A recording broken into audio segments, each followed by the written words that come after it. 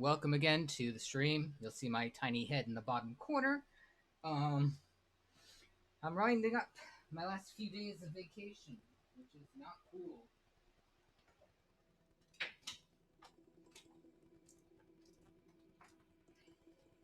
And I apologize if there's any residual noise. It's actually kind of warm here today.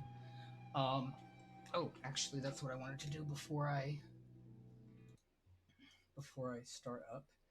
So we are winding up the expedition today, hopefully.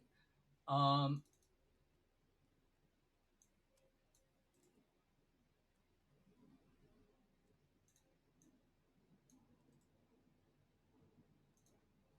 hopefully, and we are probably leaving the Hilbert dimension. I don't like essentaim.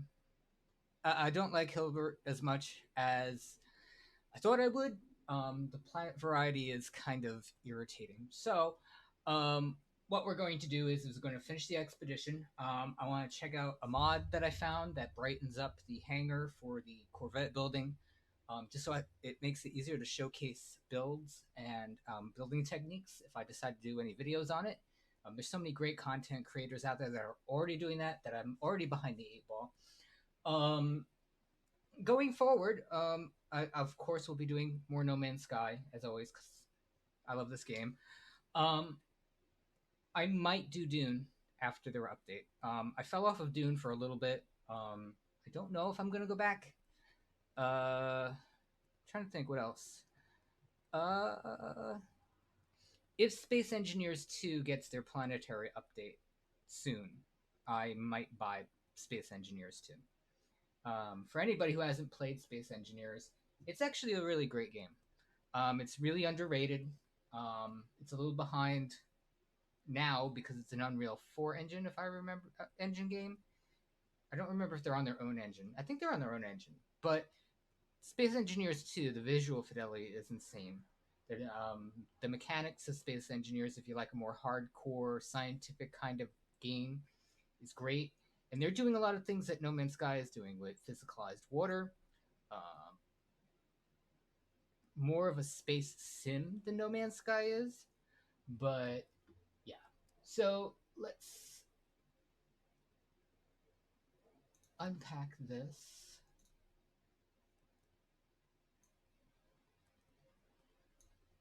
And see what that does. Let's spin the game up.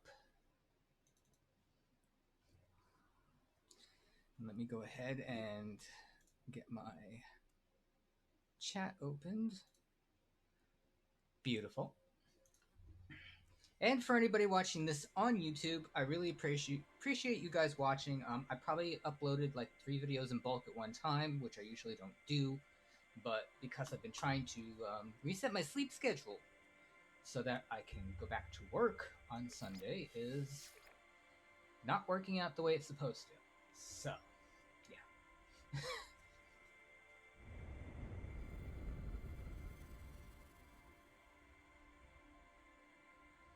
And I don't remember, I think I'm planet side right now. Gizmo, you okay? My cat is not enjoying the heat. My 14-year-old baby. Oh, we are on a space station. Okay, let's go into the build mode for the Corvette, and let's take a look and see if this is any lighter. It's hard to tell. Oh, wait, yeah. Oh, definitely. This is better. This is much better in terms of lighting.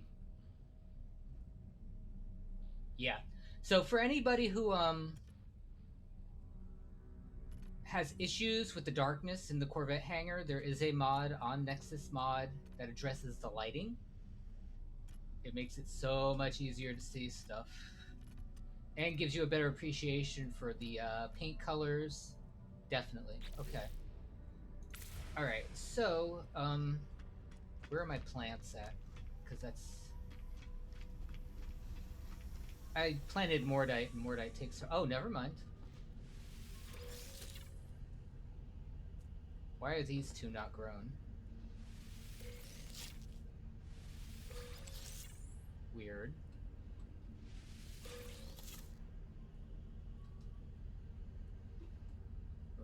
Is that bugged? Yeah, visual bugs. Goody.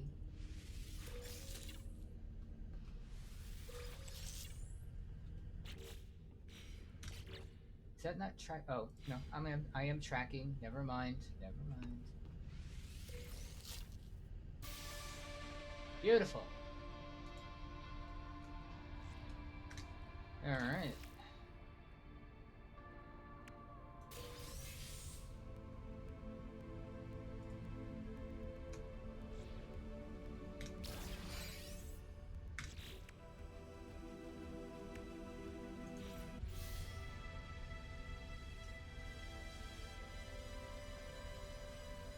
Okay.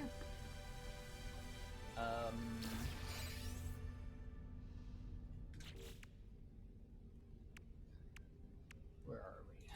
Phase 3, I just had to do maneuverability mods. Phase 4 and 5 have a decent amount of stuff to do. Okay, so let's do maneuverability mods.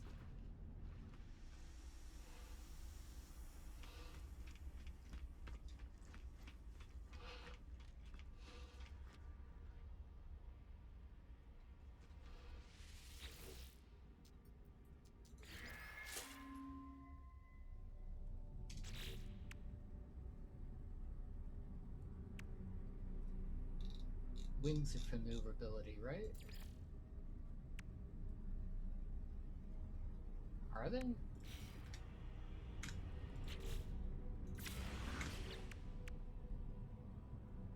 Alright, let's go back here.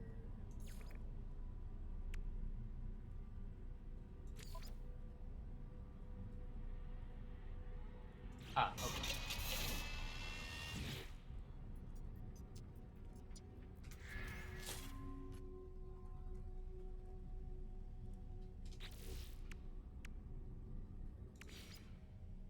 Ooh, that's a big engine.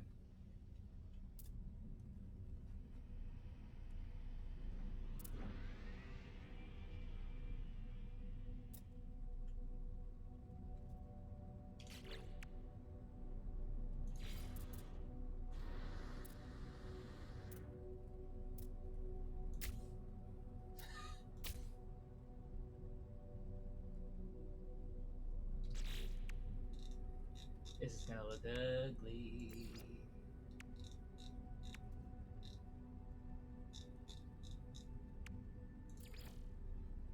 I thought I had other engine mods.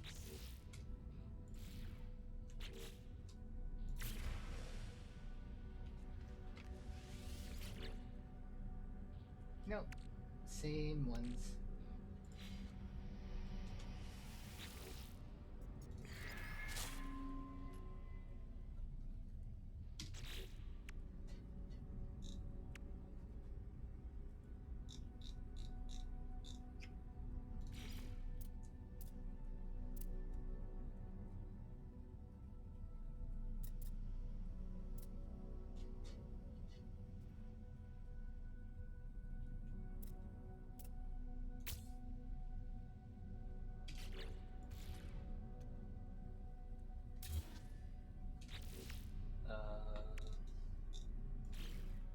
Do I just put something stupid on top and not?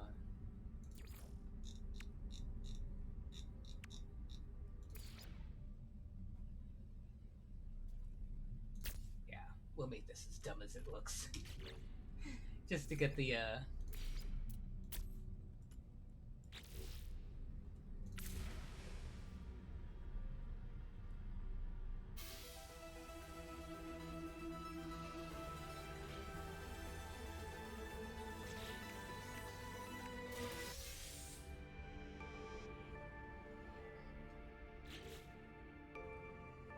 Nice!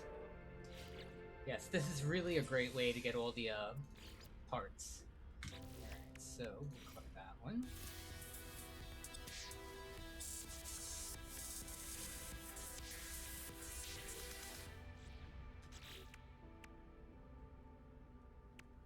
Alright, so we are on 4.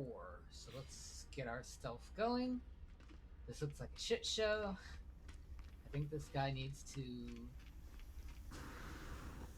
do his But we'll find out when I drive. Oh god, that looks so bad. Oddly enough, it doesn't have maneuverability problems.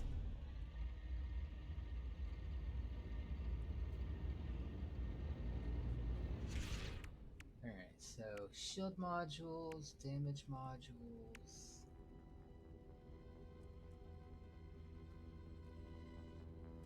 Oh, let's do the fall from for 60 seconds from Corvette.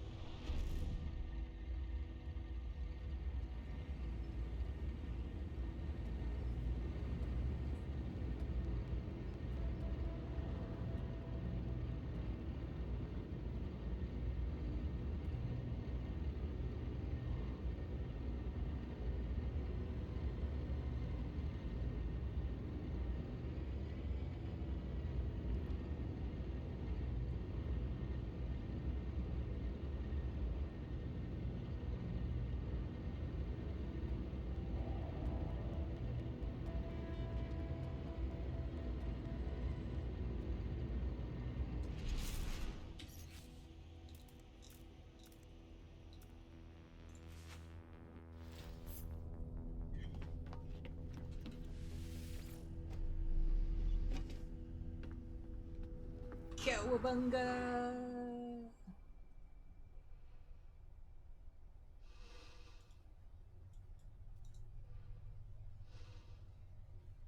Hello? Why is this not tracking? Do I have to be in atmosphere? Is that the problem? Wait.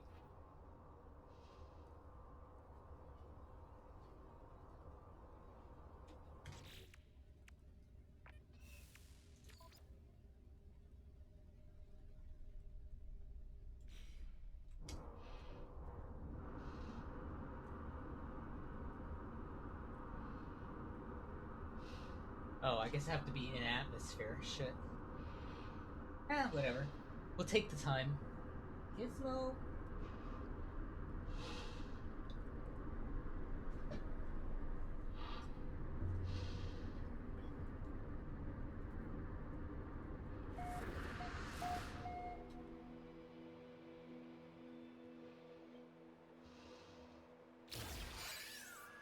There we go. Yeah, has to be in atmosphere.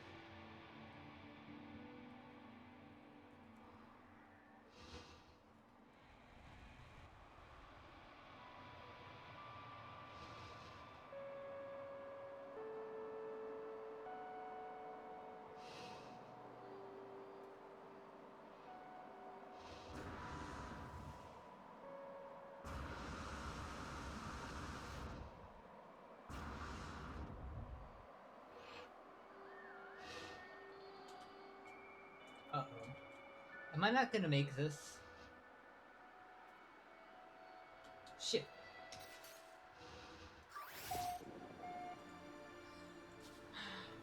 I will be so pissed.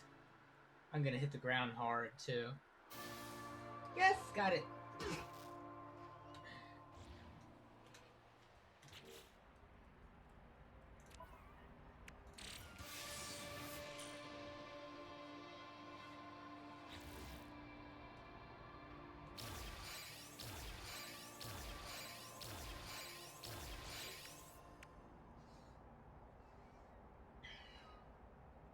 Let's do the Visit a Pirate system next.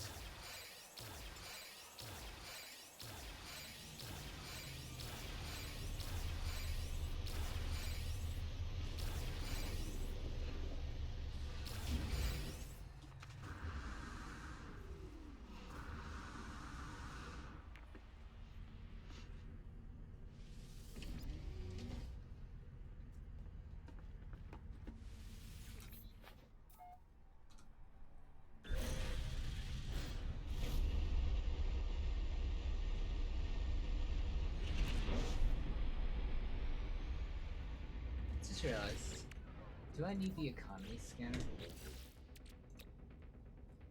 I don't think so.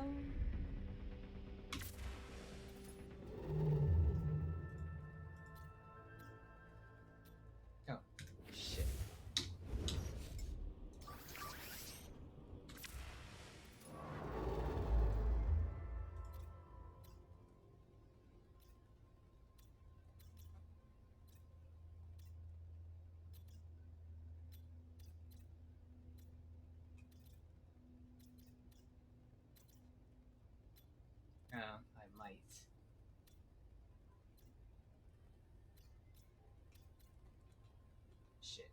I need the economy scanner.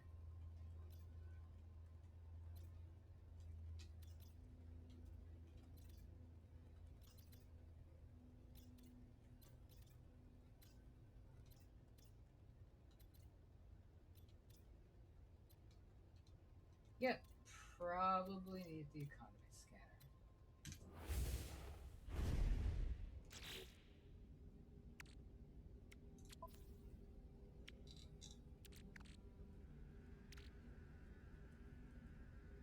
Do I have any tech? I don't think I do.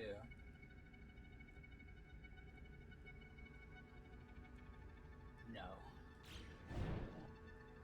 Let's hit the rendezvous first.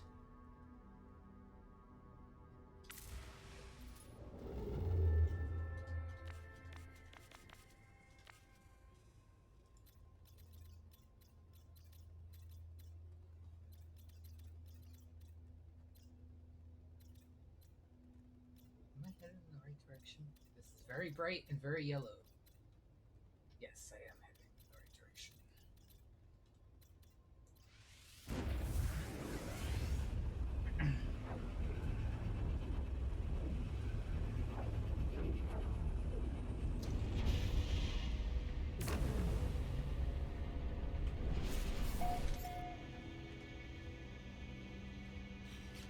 What else do we need to do? Visit a pirate system and store damage modules, install shield modules. Engage the emergency support unit, which is a reward. Install an additional reactor, 5th station. I don't have much left. Okay,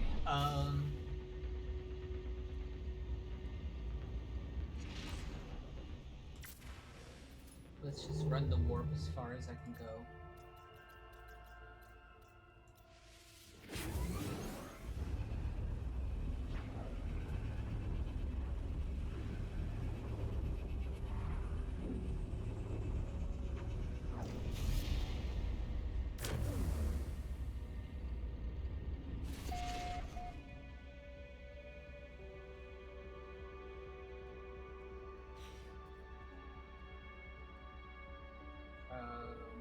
Yeah, so is the space station here.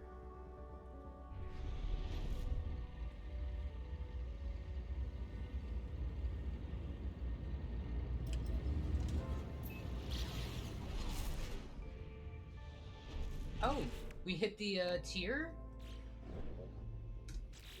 Did we?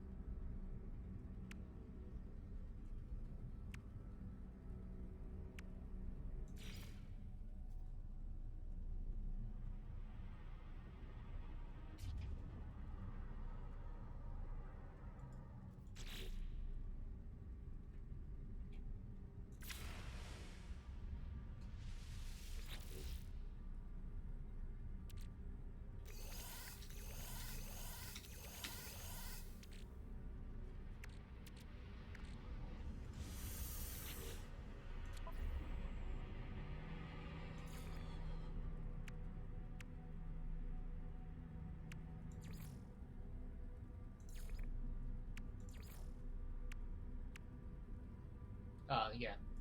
Alright, so I do have to get to the, I really need to stick to my guns and just follow this a bit more linearly so it goes faster.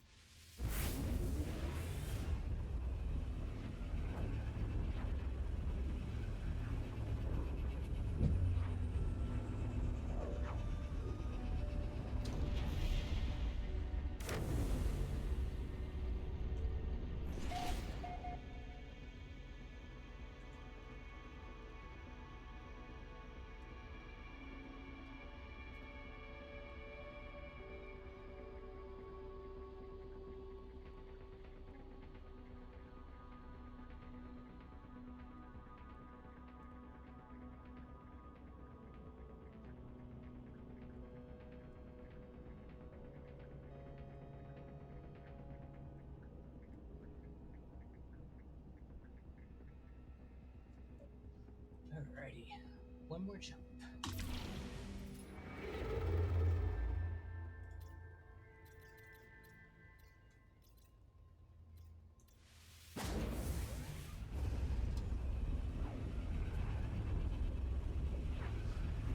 Really excited to see what that robot pet looks like.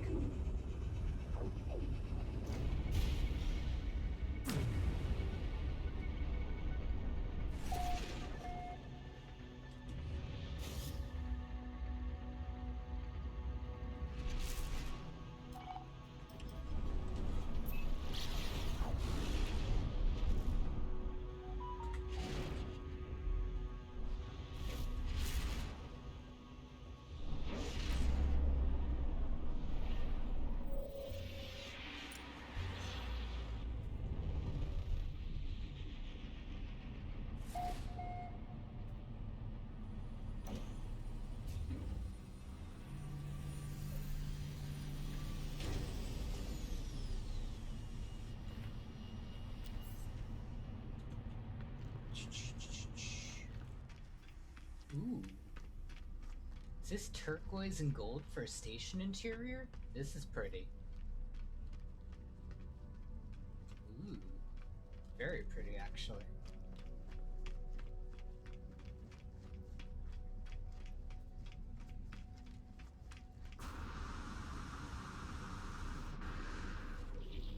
Uh-oh.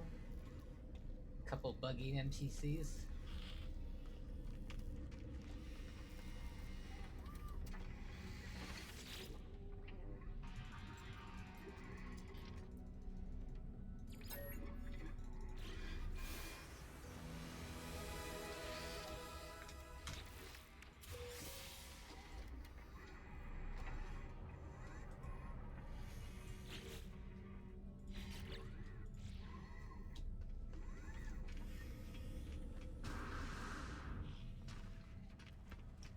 Alright, let's do the next level of the customization so I can get that done.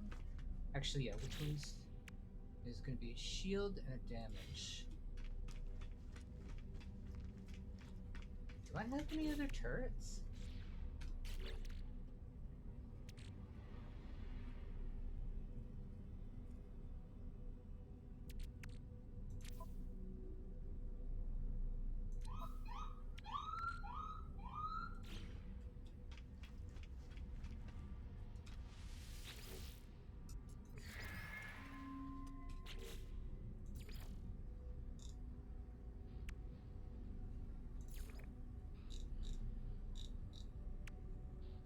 I don't think I have any other turrets.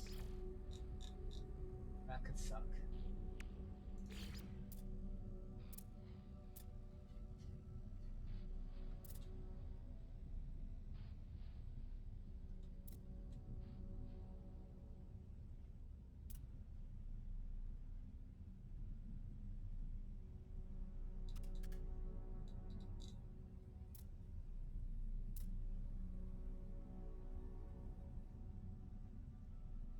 Okay, why is it showing it has an attach point but it won't attach?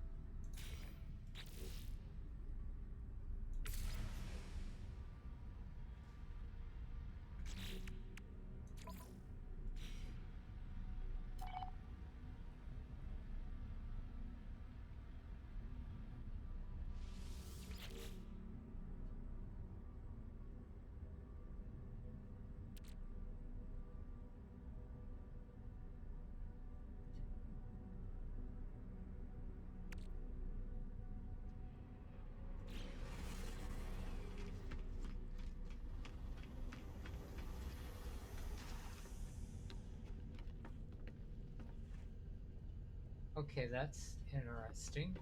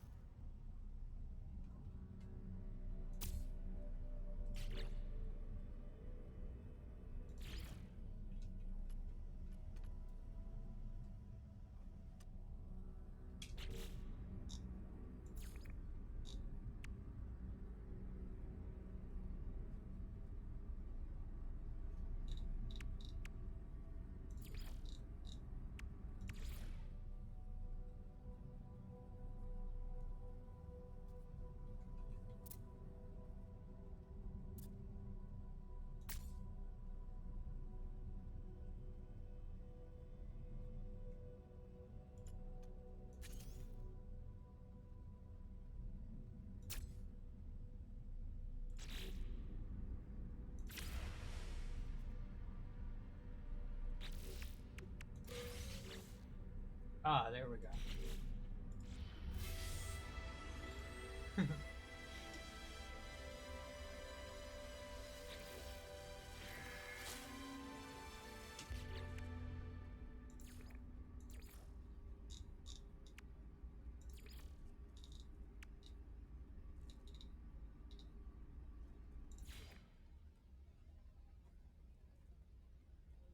Wait, why can't I put torpedo launchers vertically? That doesn't make sense, but okay.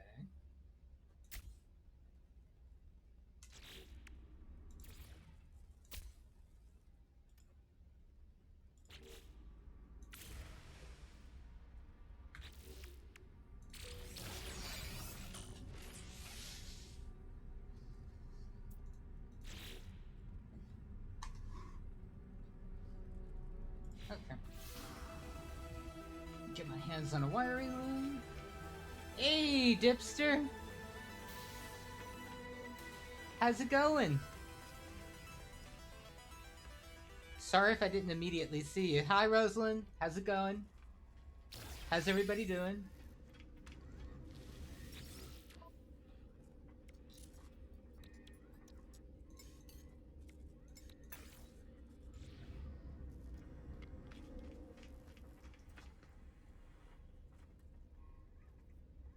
Oh, wow, cool. The Space Anomaly is a really awesome place, isn't it?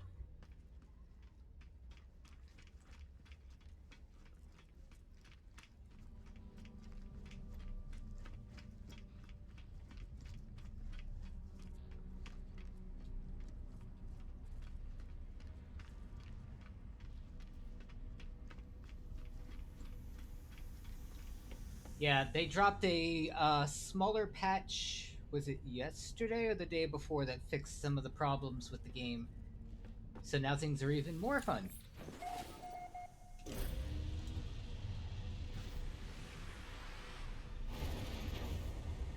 And I'm about 70% of the way through the expedition.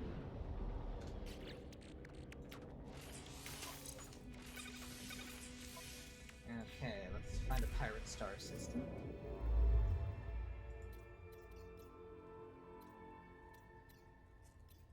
Oh, very close by. Okay.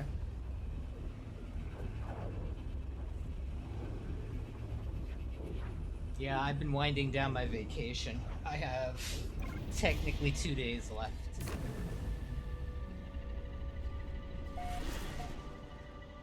Yeah, honestly, It doesn't front load a lot of stuff, but when you get in, it can seem very confusing. And I did kind of dump a lot of stuff on you. I probably should do a new tutorial to introduce people. I have old videos that are kind of not outdated, but they are outdated on my YouTube channel. And there's plenty of stuff on YouTube too if you're really super confused. There's so many helpful creators.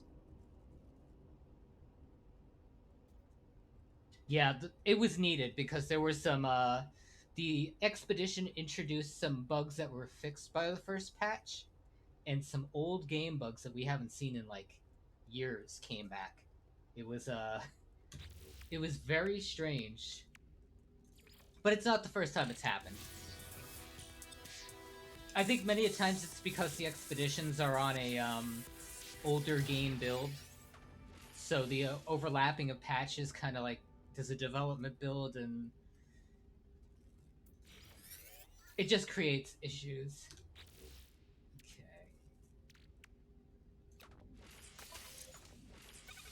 I'm gonna need a warp cell and gold.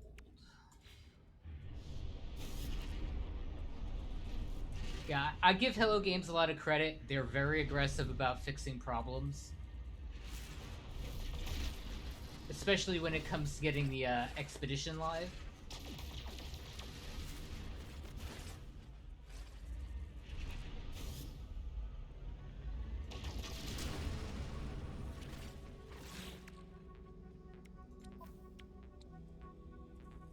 $220 gold. Oh, okay.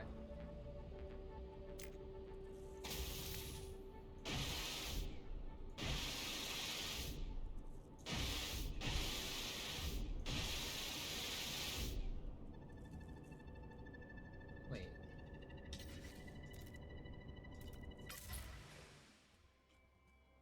This is a bug that needs to be fixed. When you go into photo mode, you're Oh wait, no. I know why. Hold on. I think that's not a bug. Hold on. Yeah, I forgot I was moving.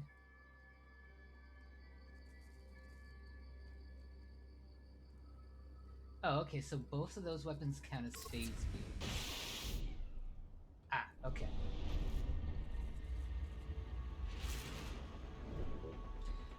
Solar ships are really awesome, and there's different There's 3 different types of solar sails. There's a square, triangle, and I think it's is that a hexagon? I think it's a pentagon. And fun fact, you can break down solar ships and build your own. They kept the old way of building ships in the game. That's silver. Where's my gold?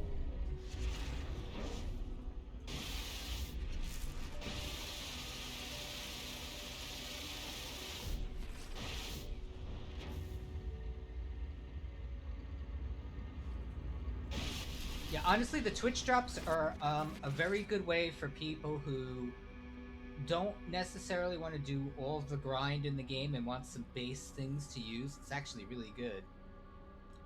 The space battles are probably the hardest thing to get used to. Did you notice the flight control options in the game? Let me remember where it's put.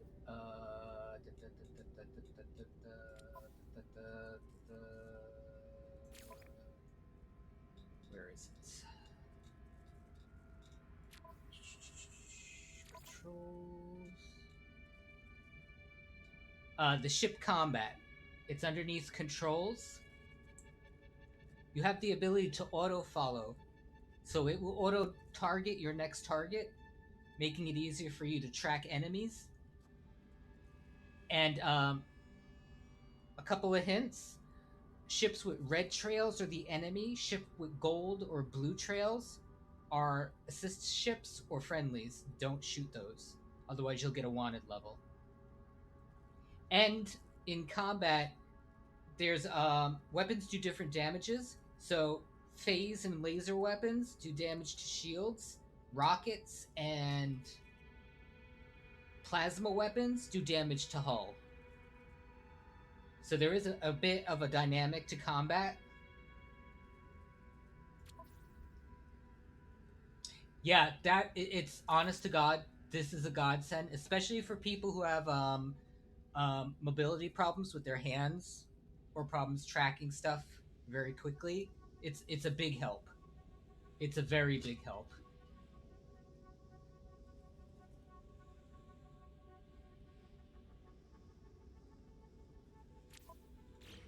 Again, something that they honestly should introduce to you in the tutorial, but nobody knows about unless you've followed the game and actually looked at the updates. Yeah, there's a lot of really great stuff under specifically accessibility, general. Like general, you can. A lot of people don't know they introduce the ability to change the gender and the pitch of your suit voice, or to even turn it off.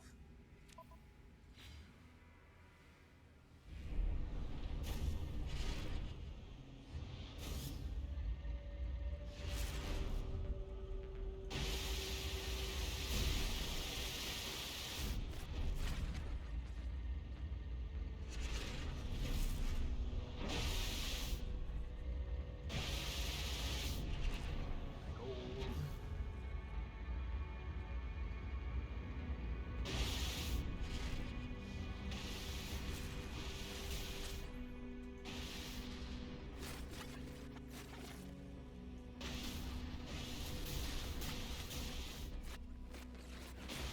What's really surprised me too is the weapons for corvettes seem to be tuned slightly higher than regular ships. Like I have the shot. I had the shotgun loaded on here, and not the shotgun. Well, I've seen people use the shotgun, and it's actually rather overpowered.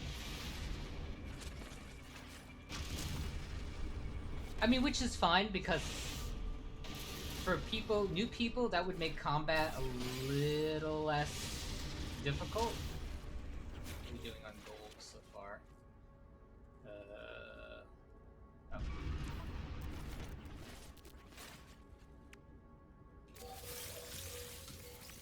Perfect. There we go. Got gold.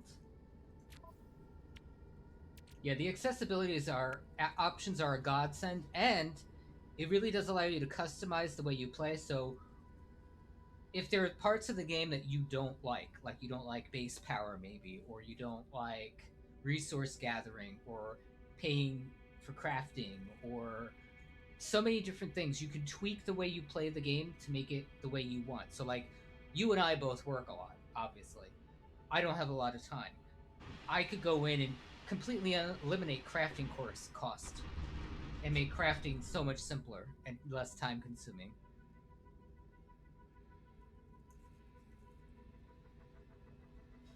Yeah, the story itself is kind of dry. I think honestly, if they wanted to do something really cool, and I don't know,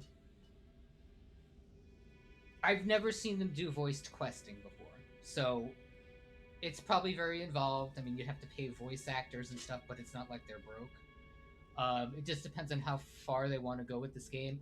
I would love to see the main quest voice acted, and it needs to incorporate more of the mechanics of the game so they make more sense to people. Yeah. I mean, it really is just a story on top of the tutorial. But the story itself, I'm not going to spoil it, but the story itself is adult. It's kind of dark. And there's actually a couple of really good lore videos on YouTube that are worth watching that explain the whole thing. They're really cool.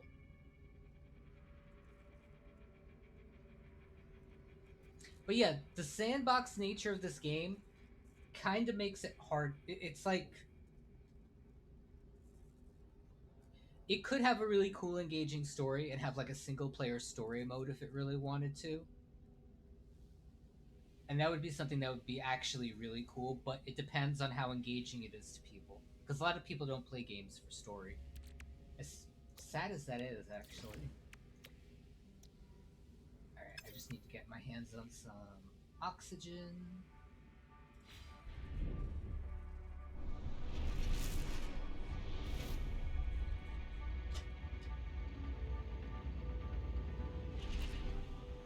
And to be fair, too,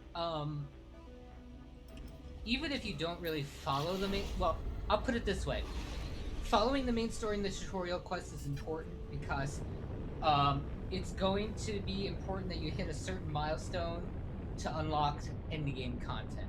There is endgame content, most notably the autophage species and purple star systems, which have other endgame elements for crafting material, customizations.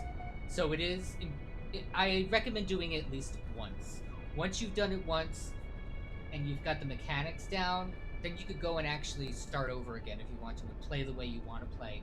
Tinker with the accessibility options, make it as easy as harder you want for yourself, and actually play more customizable. But it's worth going through once to experience all the systems in the game because a lot of people will say, well, No Man's Sky is a mile wide and an inch deep, but that inch depth has a lot in it. And if you don't actually engage in the systems and understand them, it can be frustrating, it can be confusing, and you kind of short yourself out on experiencing all of that the game has to offer.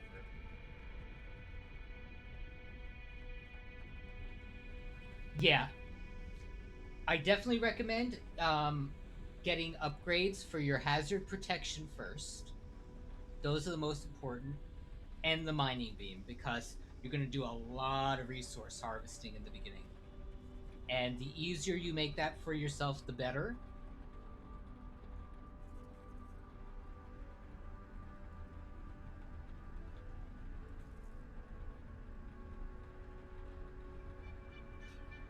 And don't forget too, there are classes to your multi-tools, and they have different ranges of stats on them. So often one of the easiest ways to get better weapons is to check at the space stations that you go to, because there are weapons there that are purchasable. So, and every time you go to the Nexus, there's a weapon back there too that you can check out, and you can have multiple weapons. So what a lot of people do is they'll have one weapon and kit it out specifically for harvesting, and another weapon that they'll kit out specifically for combat. And yeah, there's a menu here, the cog. Wait, no, wrong one. Sorry. I'm in a ship. I can't get my weapon out in the ship. I'll show you when I'm on the ground.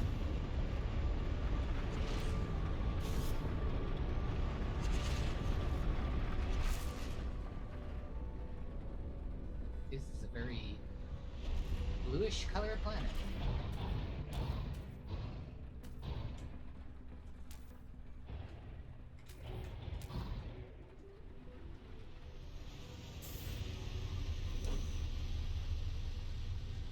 Yes.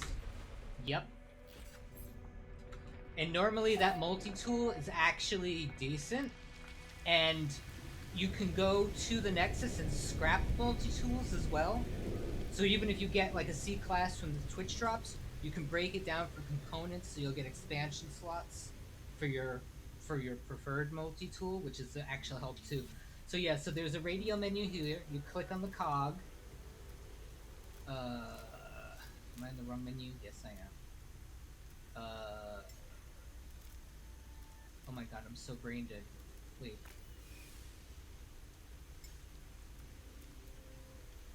Oh, yeah. So you have the it's a gun with a rotating radio. Oh no, wrong one. Sorry. Oh, I only have one multi-tool. That's why it's not showing up. So, holy crap. But yeah, you're able to you can swap between your multi-tools, so you can carry. I think it's what 12 multi-tools total, and you can store multi-tools on your freighter in a weapon rack, and at your base in a weapon rack, and on your Corvette in a weapon rack as well.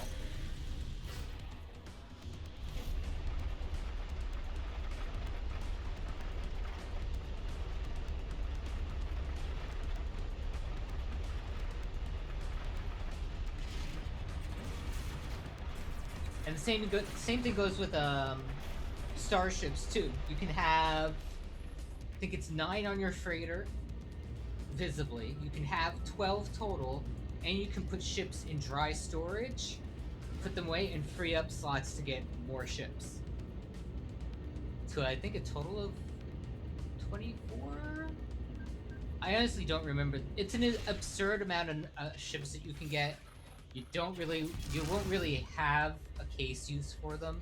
I mean, I stuck with one ship for years, and it was my baby until they started introducing new ships. And that's going to be the interesting thing with this too. Now with Corvettes, is it's altered the ship chase. So a lot of people are going to like the ability to do custom ships, but a lot of people still like the old designs. And the art department has done amazing things with the ships.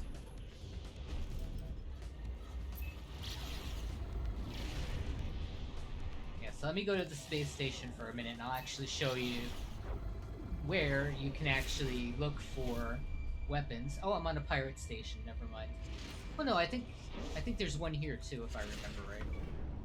Hey. Oh, tell me this isn't the landing bug again.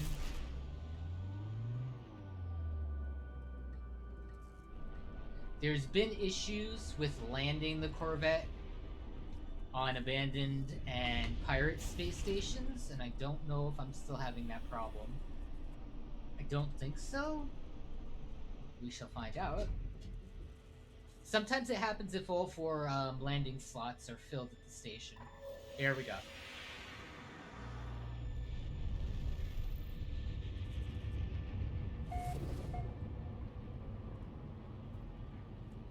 Oh yes, yes. One of the things you have to watch on the menus is there's a claim and a swap. You have to watch that because you will lose your original ship if you're not careful. Yeah, so I'll show you where it is on the pirate space station. It's in a different location on the regular space stations. I really should have taken... Wait. Oh, they don't have teleporters on the pirate space station. That's actually kind of annoying. It's a long run. If I remember right, I kept my original ship, which was an Explorer class ship, for 4 years. It was cool because it was the Explorer fuselage with a landing gear with no wings on it.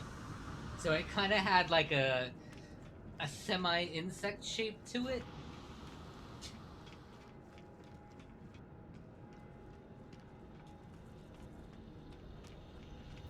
Yeah, so when you're at the pirate space station, when you get out of your ship, you'll be facing the front, so you turn around.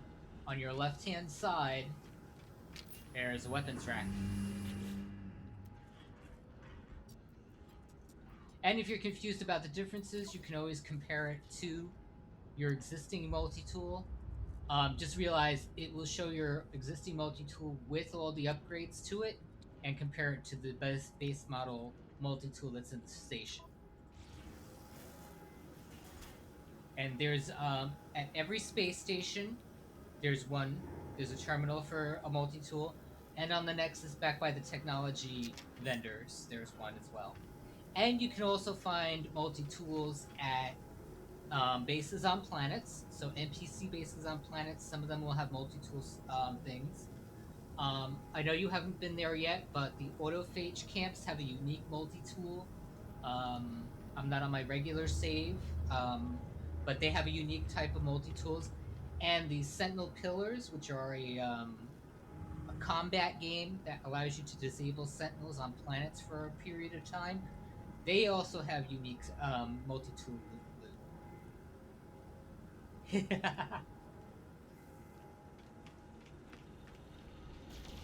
Yeah, and I know I'm front-loading a lot of stuff, so if I go too fast, I'm very sorry. But there's so many... People think that there's like only one way to do things, and this game provides a number of different ways to get to the same goal. So you're not, just locked in to do one type of gameplay. Which is great, because it offers a lot more flexibility than a lot of games out there.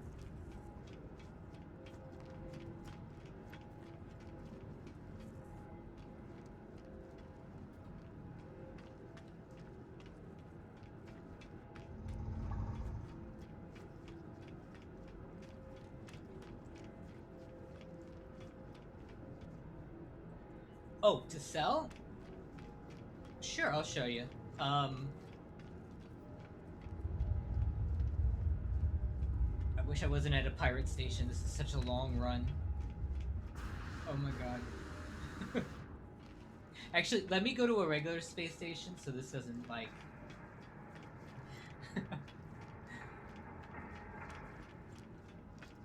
They really need to add the teleporters into the other stations, because this is, like, ridiculous.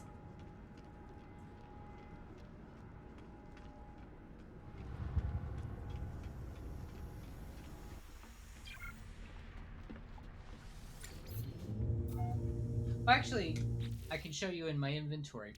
So, everything in your inventory has a units value. Um, the best thing to notice is when you go to a space station, there isn't a basic economy system. So, I'll show you in the map in a second. Do I have the economy scanner installed? I have the conflict scanner. I'll just show you. So when you go to the map, I don't know how much detail I'm gonna have here. Okay, yeah. So when you go to the map on Star Map, and you, I think this option shows up either with the conflict or the economy scanner, so it doesn't matter which one you use. But you'll notice star systems have different classes of economies. So it goes none to uncharted systems because they have no space station whatsoever and no economy, to all the way up to 3 stars. 3 stars will be high volume economic systems. Basically, they're the wealthiest. One is the lowest. Depending on what you're selling, you'll have different values and different goods that the systems want. So I'm in a manufacturing system. So there's going to be specific loot that when you check it in your inventory, it will list it specifically as like trade items. So you can't craft with it, you can't build with it, but it's specifically designed for trading. And that will have a value. That value will be higher if you sell it in a system that's looking for that resource. So you notice this is a manufacturing star system. I'll sell for 64% higher than other systems with manufacturing goods, but anything that I buy here will be cheaper. And there's different materials. So I'm going to go to a regular star system and I'm going to show you.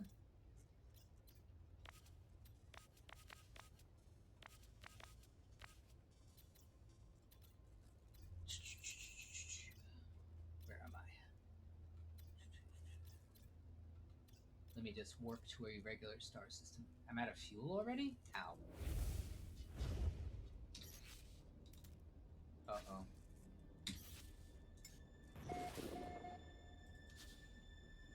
Okay, hold on. I need to get oxygen.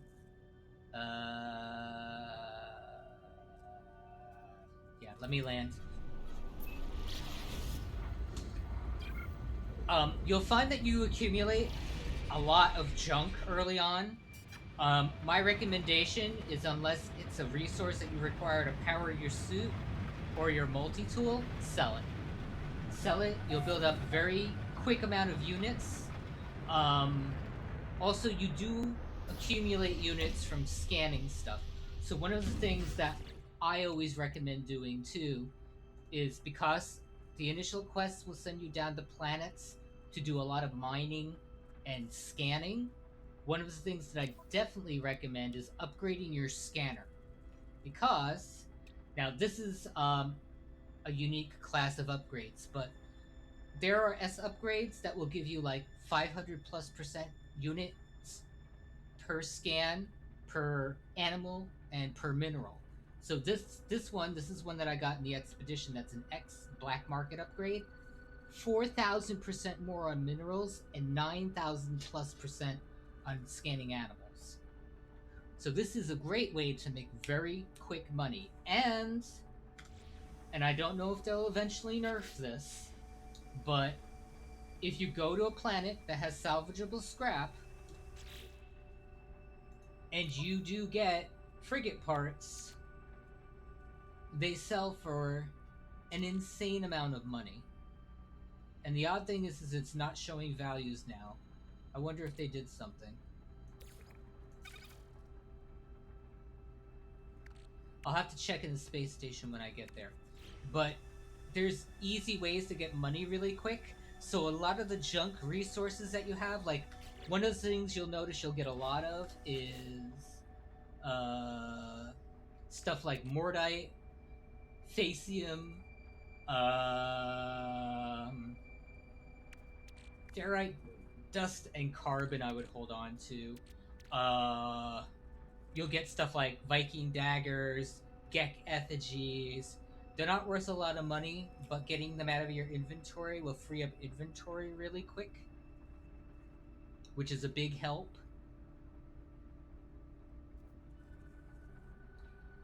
Trying to remember what was the other. Yeah, let me get to a regular star system. Let me just let me get myself some oxygen. And I always manage to keep landing on really bad planets. Where's the oxygen? Oh, that's odd.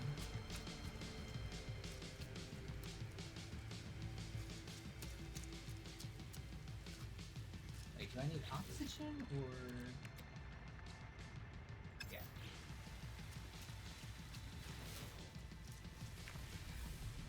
The daggers you can turn into, the different, things like the daggers and the effigies you can use for the mini game with the NPCs at space stations to learn languages and gain faction reputation. So, there is a faction system, which I'll show you in just a sec if I can find myself some oxygen.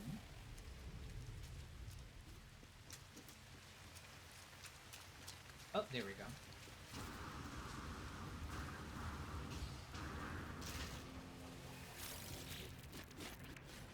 Need a little more.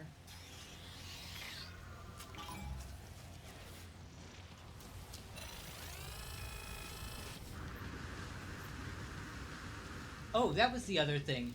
Did you learn the melee boost for traveling on planets?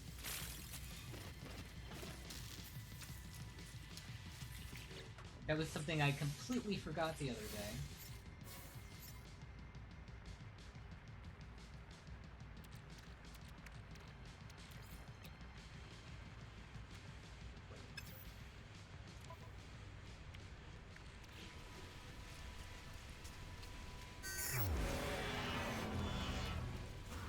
Yeah, once I get off this planet to a legitimate space station, I'll show you a couple things. Yeah. And the best thing is that melee boost will scale with the upgrades on your jetpack. So it makes traveling a lot easier. Yeah, one of the upgrades I highly recommend you get early on. You'll get this one from the expedition if you play it. Is do I have it? It's called Rocket Boots. It's a tech you can get at the Nexus. There's a couple of jetpack upgrades that you can get at the Nexus that I would recommend getting. Like, there's the first one. It's a B class one that I believe you get from the intro quest. This one, the Neurostimulator. And there's different stats that these affect. So you have jetpack tank, which is the full charge of the jetpack. There's the sprint distance, so how much distance it covers before it cuts out. The recharge rate, so this recharges over time. So you want a faster recharge rate, and it also affects your sprint distance, so you're running, and how long that takes to recover. It can be a little clunky. I know people tend to keybind it, so it's a one-click thing. So if you have a keyboard that's programmable, you can do that. Alright, let me get off this planet into a real space station.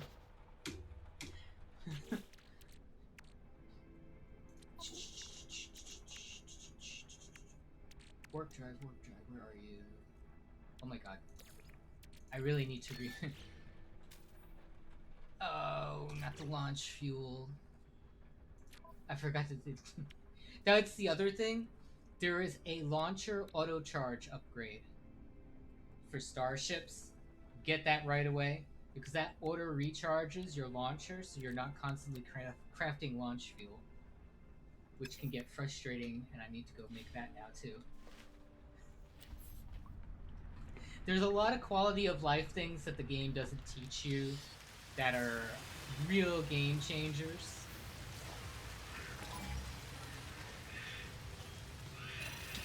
Where's my dihydrogen? There we go.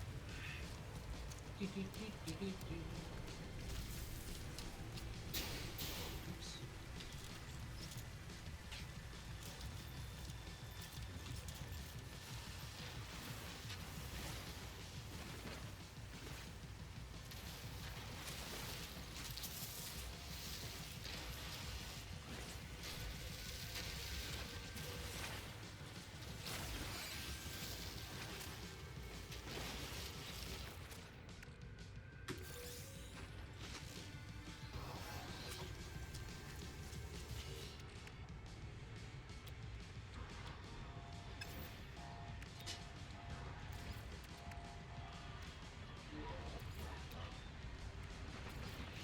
Alright. Now I can get off this planet.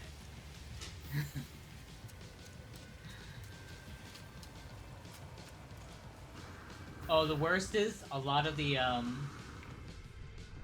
planets the expedition sends you to, the sentinels are very aggressive, so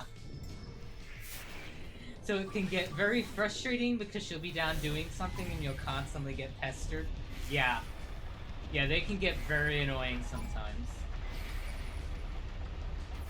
All right, get me out of here. I want to go to a real space station. Get me out of combat, please. Thank you. Alright.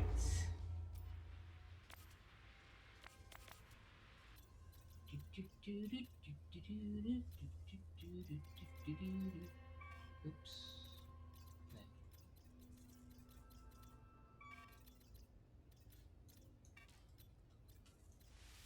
Alright. The fun thing is with Sentinels, they feel threatening at first, but once you upgrade your the shield on your suit and your multi-tool, they're not as significant a threat. And if you actually hate the combat in game in the accessibility options, you can make Sentinels completely useless. Alright, so let's go to a space station, and I'll show you a couple good things to know.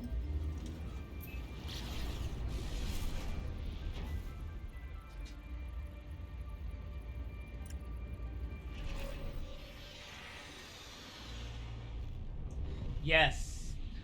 They fixed it in the autopilot too. And the funny thing is that is an old audio bug that just resurfaced for no reason. We were actually we were laughing because I think it was 2 years ago they claimed they completely fixed it. So when it popped up again, I was just like, oh no. Okay, so at the Galactic Trade Terminal, now you'll notice you'll have access to both of your inventories, your exosuit and your starship inventory, so you don't have to go in and constantly unload stuff. So you have a buy option, so you'll notice local trade goods. So I believe I am in a field generation system. So you'll notice that at the top there are trade goods that are more expensive because they're industrial. And you'll see that everything has a price. So when you're selling, the values are over here. Now, some things have lower values and higher values based on what you're in. So if I was selling decommissioned circuits, there's a higher percentage value that I get from selling them specifically at this space station. So you'll always want to take a look at your inventory, and stuff that has a positive value you'll want to sell for a higher amount, and stuff that has a negative value, which I don't believe I have anything here.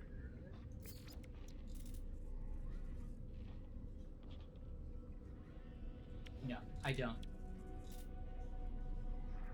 But the weird thing I just noticed,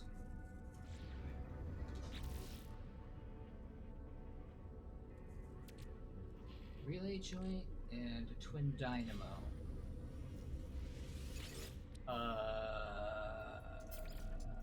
Oh, okay, yes. So, for everybody watching, if you want to make really quick money at the start, so that units aren't a problem, selling selling the Corvette parts are very, very lucrative. Like, beyond lucrative. Like 1,000,000 units at a clip. So I don't know if they're going to nerf that or not. But yeah, I definitely recommend selling non-recharge stuff right away. Um, Rarer items I would hold on to and try to find places that you can sell them for a higher value. Trying to think, what was the other thing? Watch some of the things that you're selling. So like, you'll get unique maps. Like this is for the Sentinel disabling minigame. Yeah, I'm surprised that these are resellable. To be absolutely honest, the fact that they assigned a value to them this high, yeah.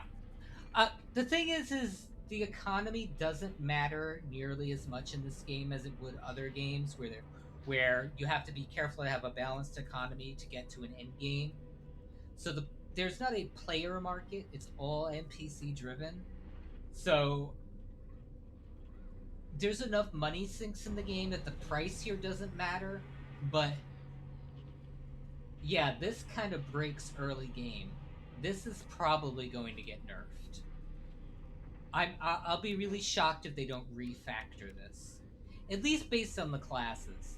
Like they could make a class system for these, and make like the C the cheapest one, the S the most expensive, and tier it that way, which would be smart because then as you're hunting for these parts on planets, it would be worth finding the S class ones. So that yeah, you're right. That would be yeah.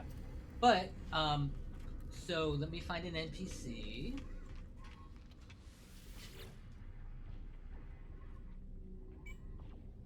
Uh-oh. Hello? Uh-oh.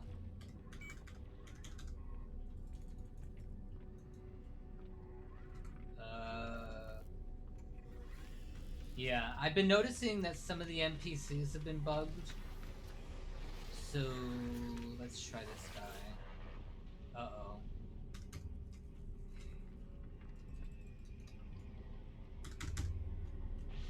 Oh, this is not good. Well, I guess I'm not going to be able to show this part of this to you. I might have to relog. But,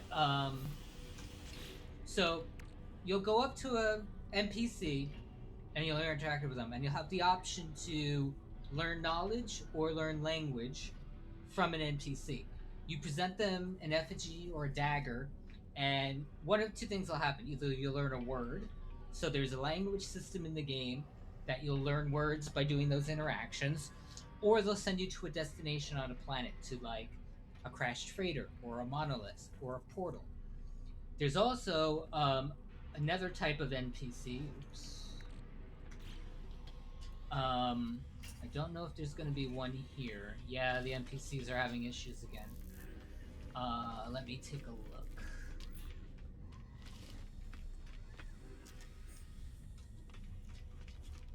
I don't see one here right now. But some of the NPCs, you'll get a small amount of nanites, if I remember right, from learning words, And it will make, when you're reading quest dialogue, instead of a lot of the words being in foreign languages, they'll be in English, so you can read them. So the sentences will make more sense. There's also called a translator tech that you can get. If you get the tier 3 one, it will unlock most words for you right away. I mean, you'll still need to learn some of the language to get some of the other words the translators don't decode. And so you can also trade in those items for reputation with the NPCs here, but they also added a guild system. So there's 3 guilds: Explorer, Combat, and Mercenary. Explorer, Combat, Mercenary, and Merchant. My bad. So at every space station, you're going to find a terminal up here on the second floor in the back. And I don't know if this is going to work. Okay, yes. So you'll be able to donate goods to these guys, and as you donate goods to these guys, your reputation with them will go up. And you'll have access to free things. So as I unlock my reputation with these guys, as my reputation goes up, I'll have access to more and more things. So I'll have access to weapons refueling, upgrades, expansion slots, all sorts of goodies. So it's a cool little faction rep thing that you can do, and you get this through combat, exploration, trading goods, doing missions. It's a really cool, simple system that encourages you to do more of the stuff in the game. But one of the other NPCs, and I don't think I'm going to see one here, is called a Traveler. And they're going to have a slight aura around them that kind of phases in and out. They kind of look a little ghostly, or like they have an actual halo on them. If you interact with them, they're going to send you to what's called a traveler grave on a planet. And you're going to collect glyphs. So I don't think they show up on here. I think I showed them on my old save. They're called portal glyphs, and there's 16 of them. And once you get all 16, you can find a portal on a planet, and it functions like a Stargate. And you'll be able to dial in planet addresses within that galaxy. So, like, you're starting in Euclid, and you'll notice that a lot of people will show pictures of planets where they found a specific multi-tool or a starship, and there's a 16 portal address on the photo. You get all of those icons, you dial them into the portal, and you can fast travel to that planet, which is really fun. And these NPCs are bugged. I might need to relog. That's unfortunate. Oh, but while we're here, so as you're hunting multi-tools, you can always go to a space station, and there'll be 2, one on either side, that you can check out. They're usually always C's. Every once in a while, you'll look out and find an A or an S. It's a lot more rare. See, like, this is a B class. And there are 3 types of basic weapons. There's a rifle, a pistol, and I think it's classed as a shotgun. One will have a larger base scanner range, one will have a larger damage potential, and trying to remember what the 3rd stat is. I think one has a base recharge rate that's faster. It's been a while since I've looked into the guns, because the guns are so customizable. Nanites I would hoard, and I'll explain to you why. Nanites are used for... I would hold because... actually, let me go to the Nexus and I'll show you why.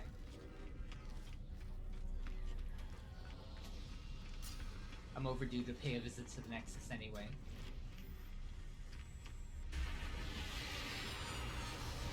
Yeah, see, actually, that was what my original ship looked like. I had an Explorer that looked like that, but it was... Actually, yeah, it was the old one like this. That was my baby for like 4 years. So let me go back to my ship, and we're gonna go to the Nexus, and I'll show you why holding on to your nanites is probably important. Where did I park? I parked here.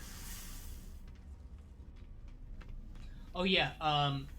If you're on PC and you find that the lighting in the build area for the Corvette is too dark, there is a mod currently on Nexus Mods that lightens the entire hangar.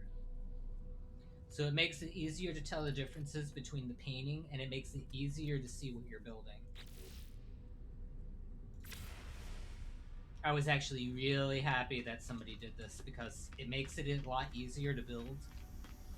Because a lot of the default menu, the default base Corvette parts are very dark in color. Alright, so let me go to the Nexus for a minute.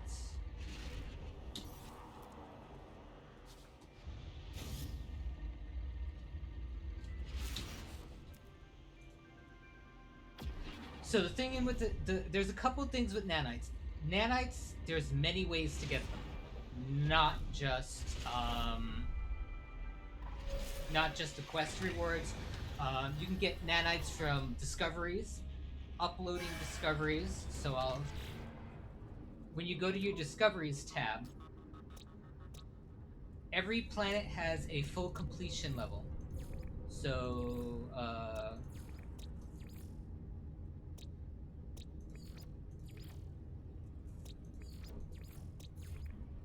So you'll notice on planets there's 3 different things: minerals, flora, and fauna. And there's a cap on how many are on each planet. As you discover all of them, if you discover all of them on a single planet, don't upload them right away.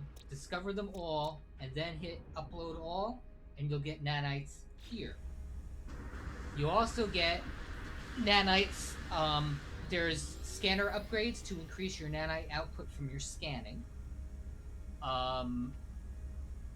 What was the other one? There's procedural freighter dungeons, which are very good for grabbing nanites. When you go to the Nexus... Ooh, there's a lot of people here. When you go to the Nexus... And actually, when you go to space stations, too, before I forget, some missions... Let's take a look and see here. Some missions will offer you rewards in nanites. Some of them will offer you quicksilver or units. So missions are a great way to get units. When you go to the Nexus, there's 2 really fun ways to get nanites. You go over to Helios.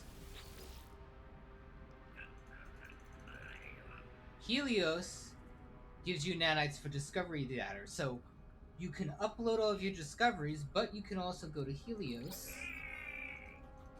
and give him data, and you're gonna get nanites from him. And since I have the cakes from the rewards, let's take a look. This is Kronos. Kronos is the chef. Kronos will give you nanites for crafted food. And let me see if he still gives you nanites for judging stuff.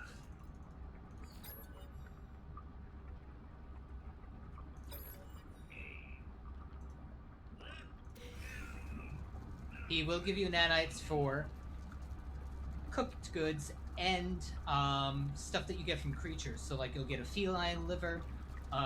If you go fishing, there's fishing loot that you get that you can give to him to judge, and he will give you nanites for that as well.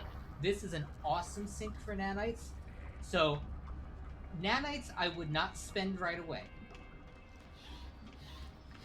But there are a couple core things that I really do recommend getting right away. So for the exosuit, there's a couple of very important things that you're going to want to get your hands on right away. Some of them are given to you through the quest line, so you don't have to come here and get them right away. But there are a couple things that are important. First one, the personal refiner.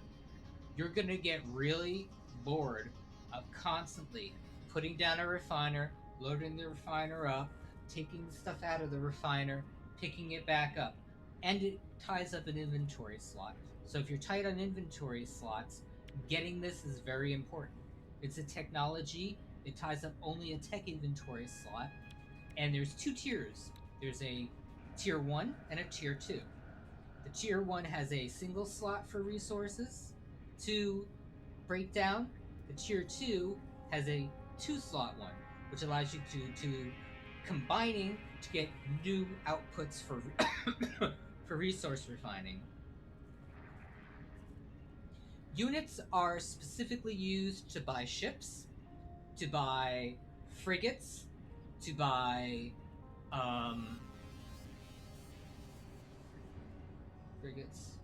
frigates,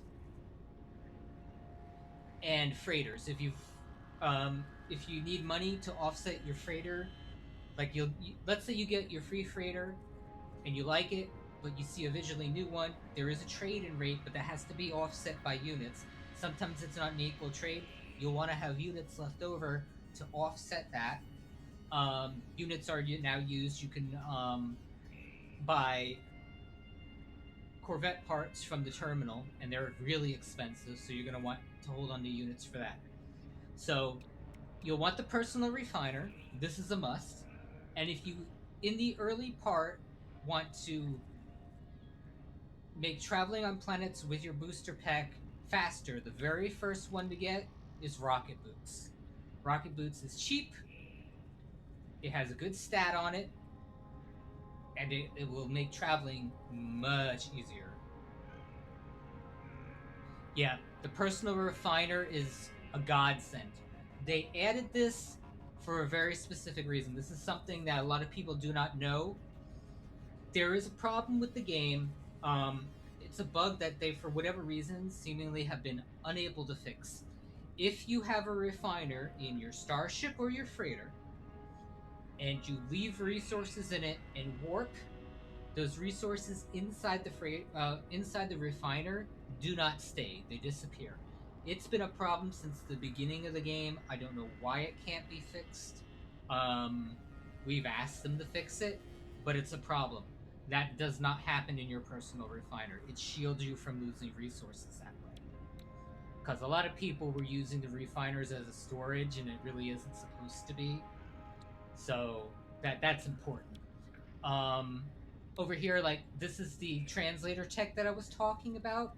Once you get the tier 3rd one, you don't need the other two. The same thing applies for. Let me show you starships for a second.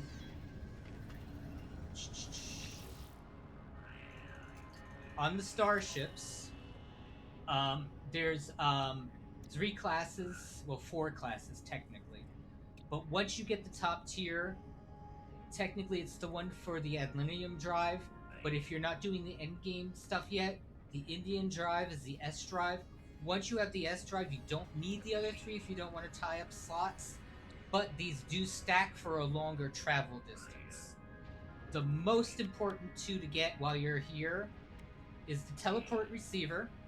The teleport receiver allows you to go a fairly large distance away from your ship and send resources back to your ship from your exosuit.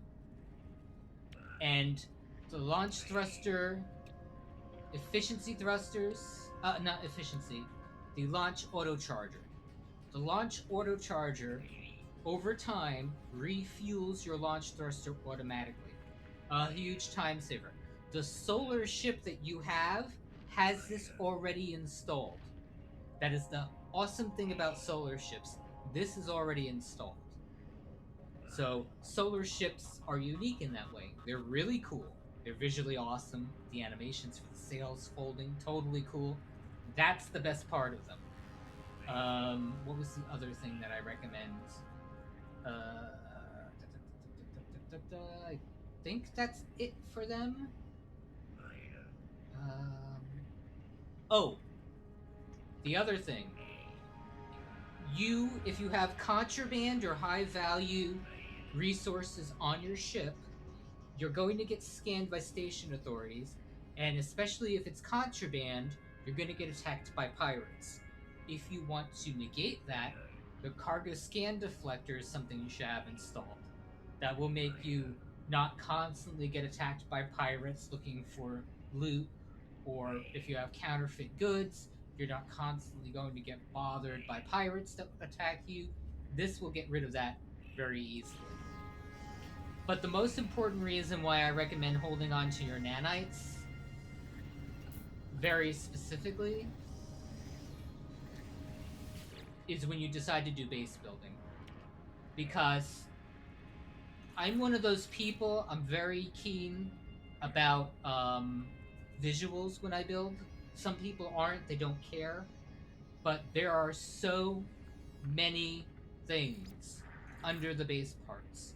Because you have all of your technologies for bases, teleporters. It has its own set of refiners. It has its own set of power supplies. It has You can put things like your appearance modifier on your base. You can put a galactic trade terminal on your base. So you want to be very calculated as to what you spend early on to make getting to end game a lot easier and just making your general gameplay easier. Some of that comes directly from the base parts, so that's very important. And it ties to your all of your exocraft. There's different exocraft in the game, including the submarine, that mech that I showed you the other day. So some of this is in nanites, but there's also a different currency called salvage data. Salvage data you dig up on planets, so there's twofold. Nanites are important because they're part of this, but there's also a secondary currency called salvage data. So nanites and salvage data go hand in hand. I highly recommend holding on to nanites. Nanites are very important. But while we're here, there is, of course, a weapons terminal that you can check out for a weapon. And if I remember right, that was the other thing. There is a products recipe terminal on the Nexus station. This whole tree that you see here, of all these craftable resources, used to be solely on factories on planets. They put all of these up here. I highly recommend, very specifically, using your nanites to learn all of these. Because what you'll find is, as you get technology upgrades, you're going to need a lot of these. Especially stuff like the quantum computers, the hydraulic wiring, the warp hypercores are much more efficient in your ship. So if you haven't upgraded your ship immediately for travel, these are the equivalent of 5 warps. They take storm crystals, which you'll find on systems with volatile weather and strong storms. They only show up during those storms. They're harvestable, and you are able to craft this. This will allow you to jump more times without having to refuel. What was the other? A couple of like the higher end crafting materials like mango gold, granite, geodesite, dirty bronze, herox. They're important for crafting too, so being able to craft these is important. And you can do your own little economy thing where you'll set up a crafting routine and sell this stuff for a lot of units. So then, instead of having to grind for units, you'll be able to set up a crafting routine. So then, when you go out and expand your frigate fleet for your freighter, you'll be able to have quicker money faster, build up units faster. So it's a way of reducing the time sink.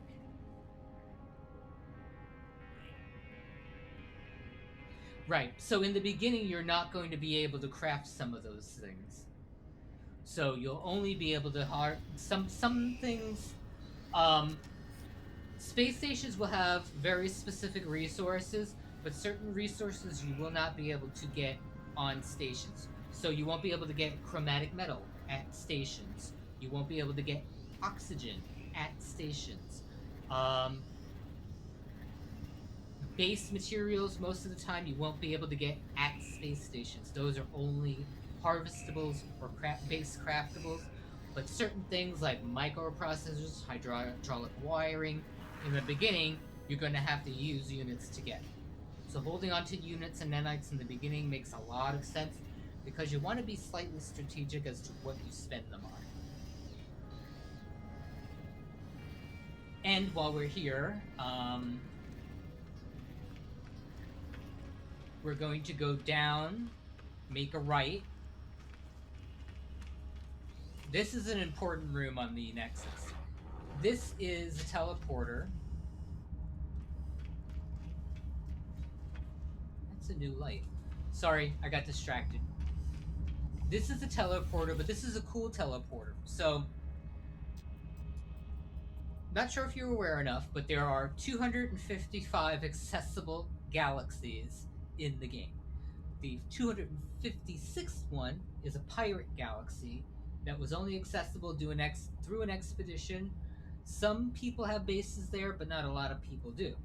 But the fun thing is if you want to skip the way of going to different galaxies, which is having to go all the way to the center of a galaxy, find the teleport point, jump through to the next galaxy, break all the tech in your ship, and start over, you can go to featured bases.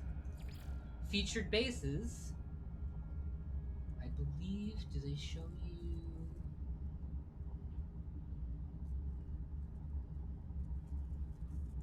They should show you the galaxy that they're in.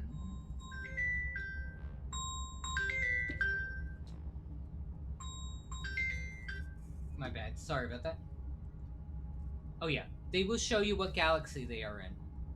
So if you have a galaxy that you want to visit, or you just want to jump to different galaxies to get an idea of what they're like, because different galaxies have a higher or lower percentage of specific type of planets. Like essentaim is known for having a lot of paradise planets. I believe it's Hilbert, which is the one that I'm in, tends to have a lot more.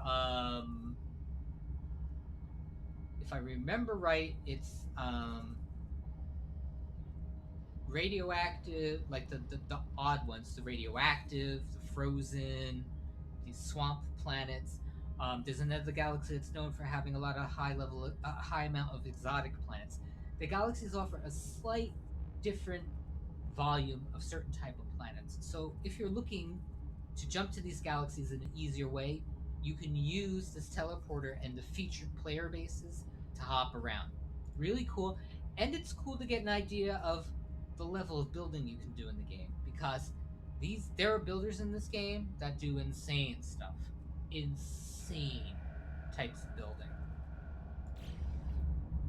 And if you hang a left and you come down here, now the autophage quest is going to have you interacting with this guy a lot. So this is where you'll do most of the autophage questing. But the most important thing here is the multi-tool decommissioning terminal. You can come here and you can decommission multi-tools. So if you have a lot of multi-tools, like you gather up 4 or 5 multi-tools that are C class, A class, or you don't like the way they look visually, instead of replacing them, hold on to them. You can come here, you scrap them, you get the unit value of the multi-tool, and it will scrap the slots and whatever upgrades are inside. So you'll get some of the upgrades back, and you'll get storage modules that you then use to upgrade the multi-tool to get it more expansion slots, most notably the tech slots, which are important. I'm trying to remember, what does Tethys do?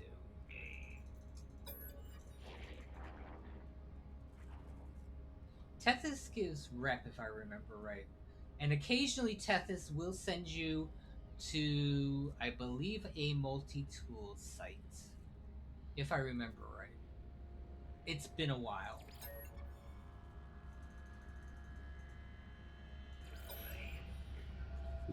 And while I'm at the Nexus, for everybody that's watching, um, you do not need to start a new save to do expeditions. So if you've started the game and you've progressed enough in the story path to get to the Nexus, there is a terminal back here that allows you to start the expedition. When you do the expedition, you're allowed to bring materials and tech with you. This will allow you to have an easier start. It's kind of like cheating through the expedition, sort of. But for people who have played long enough or don't want to make the expedition difficult, this will give you a little bit of a leg up. So you can bring any type of material with you, any type of tech upgrade with you. You can't bring ships with you, just so it's clear. And when you're done with the expedition, you come here and you can take tech and resources out of the expedition with you. All of the rewards from the expedition, the ships, the pets, the unique customizations, apply to any save you create. You never lose them. So when you're done, you'll go return to primary save, and that will transfer all of your materials back with you. If you want to claim your expedition rewards, and the same thing applies for Twitch rewards, you go to the Quicksilver vendor, and you'll have expedition rewards and Twitch rewards, and special rewards unavailable in expeditions. So this includes there's a pre-order ship. If you ever pre-ordered the game, you get. There was a unique Twitch drop for the Game Awards, which was let me see if it shows up in here. No, because I already collected it.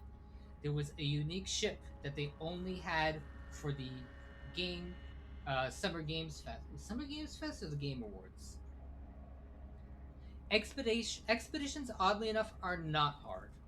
Expeditions, even if you just have a very rudimentary idea how the game works, are fun because they're very linear, so it's not as freeform as the tutorial. So it will take you on a very directed path. It will tell you things to do. It's a cool way to not only learn the basic parts of the game, but get used to doing them. So, like, here, I'll show you. So, this is the expedition, and the expedition has phases. Every expedition has at least 3 and has a total of 5, I believe it is. Yes, 5 total are the longer ones. And as you start out, it'll tell you, you go to a space station, you'll get rewards. Those rewards are important for the next thing you do. So you'll go and this one is design a starship. Then you'll get rewards that are important for the next one. You can do these in any order. So if you're comfortable of just doing the harvesting rewards, you can go to each phase, see what they want you to do, and do the easy ones first. Or if you specifically like doing all of the combat ones, you can do all of them first. There's no set order, but in order to progress, it makes sense to do this linearly. Sometimes this will give you access to new story. So the autophage expedition and the sentinel expedition were tied directly to some story in the game that you don't get in the main story. Yes, this is the one where the final phase reward is the cannon for the Corvette, and for this one, there's a community reward. So the more people that update the final phase of interacting with the final station rendezvous, in this expedition, you'll be going to every space station and registering your identity with the space station. The final one counts towards a community goal, which Um,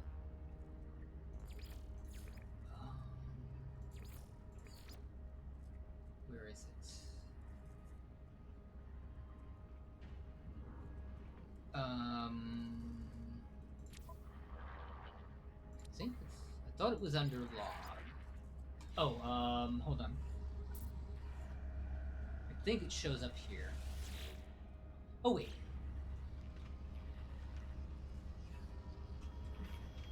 I'm so brain dead. Don't mind me.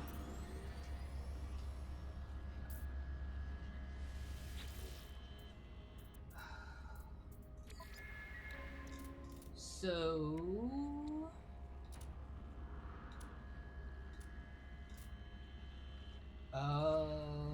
I'm trying to remember where it is. I might have to get. Wait, no. Can I show it inside the expedition?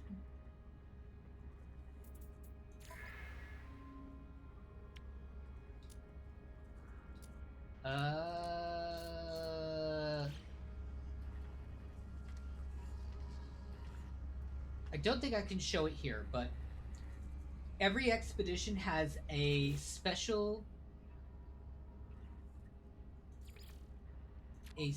reward at the end. Yeah, this one. That is tied to a community goal. So sometimes it's um uh everybody needs to kill 5 sentinels before the end of the expedition. Everybody needs to go to a pirate star system before the end of the expedition. And this is a community goal.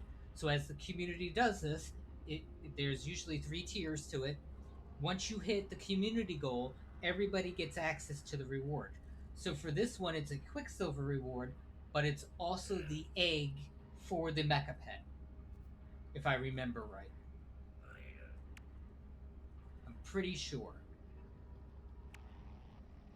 Let me just take a look, because I don't want to be wrong about that. Yeah. Yep.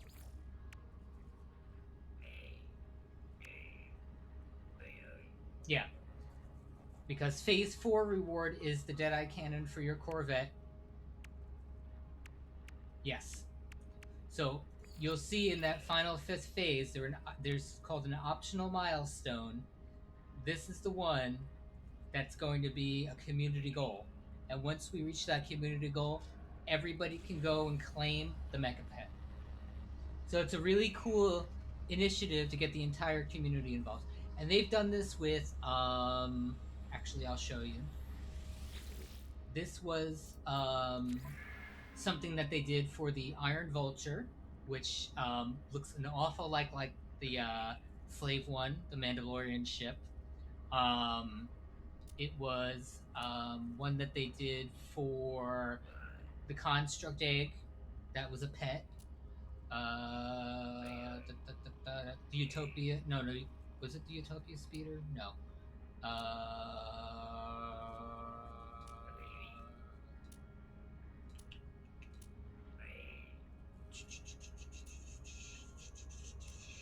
Oh, the Whispering Egg companion pet was a community goal. So there's an extra little thing for the expedition, and the expeditions are really cool. If you like a more structured form of playing the game, I do recommend trying the expedition. They're not confusing, and it's done in you can do it in multiplayer. So as you're playing the expedition, you will be running into tons of people. It makes the universe feel a little more alive than it usually is. And it's really cool too because you can come here and do ship watching. So one of the fun things I like doing is I'll come here and I'll check out all the ships that people have. So you'll be able to see other people's corvettes. Um, one of the missions in the expedition is, where is it?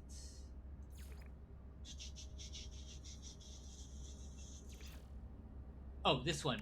There's an optional milestone for the expedition for hitchhiking.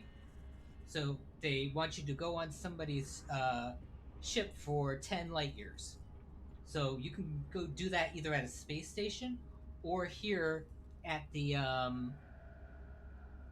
space Nexus, And this has a unique reward, so you'll notice you'll get 500 quicksilver, and you'll get an assortment of cooked cakes. Those are the things that are cooked recipes. You can turn those in for nanites, or, and this is the other thing I didn't show you. No. Let's go back. Did I go? Yeah, wrong way. This was the other thing that I didn't show, and I should have shown it while I was here. And it's one of the newer things that they added that adds kind of more of an RPG element to playing the game. And it makes food more important because technically you don't need to eat or drink in the game. It's not a requirement. Um, it's one of the things that a lot of people never wanted.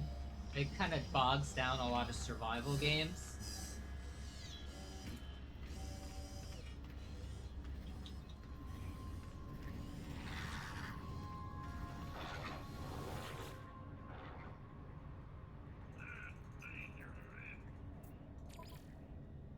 So, there is a really cool tech called the Nutrient Ingester. This is tech that you install on your suit, and what you can do is any of the food items. So, I think I sold off. Did I sell off the feline liver?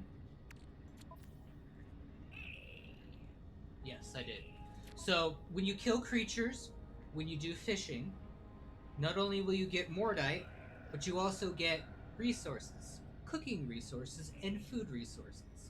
So you can either cook the goods or use their base materials, and you put them in the nutrient ingester. And the nutrient ingester will give you stat bonuses for a specific amount of time. So you'll get a shield boost, a resource gathering boost, a sprint distance boost, a healing boost. Different stats apply for different amounts of time based on the goods that you cook or put in the nutrient ingester. So if you want to skip the most of the tech upgrades and just do it through this, you can. So again, offering you a different way of playing, more in a survival game type of way. It's they've done a lot of very clever things to give you different ways of playing. Oh, dude, the funny thing is, there was a bug on the first day of the expedition where people were getting stuck in people's corvettes and warping because in the beginning, you don't have. Do you have a warp drive?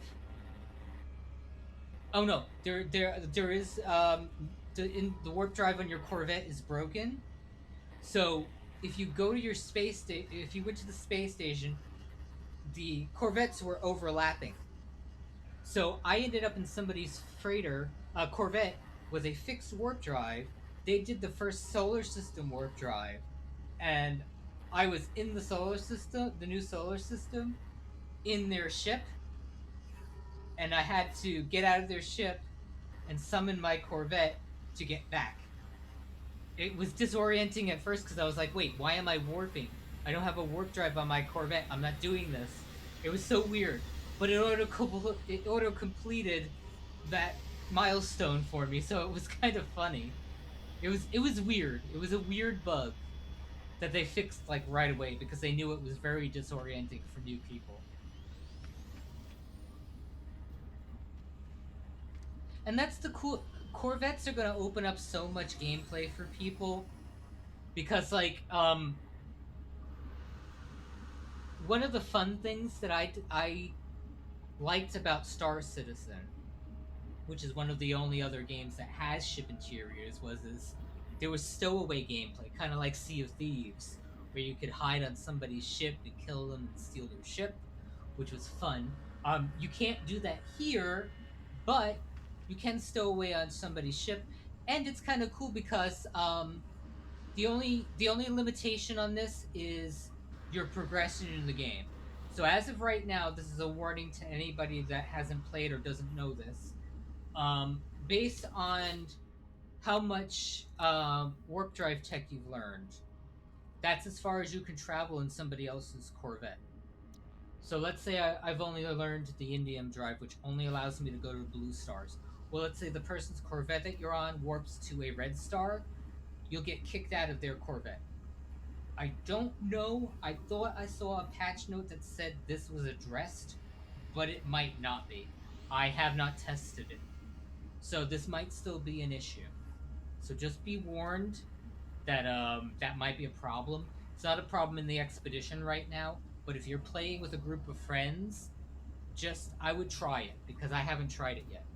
Um, I have all the way up to the purple drive system on my main save. I should test it out with people at some point just to see if it's fixed.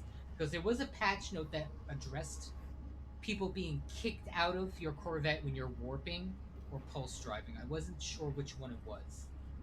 But it could present a frustrating thing that people don't know about. What was the other thing that I wanted to.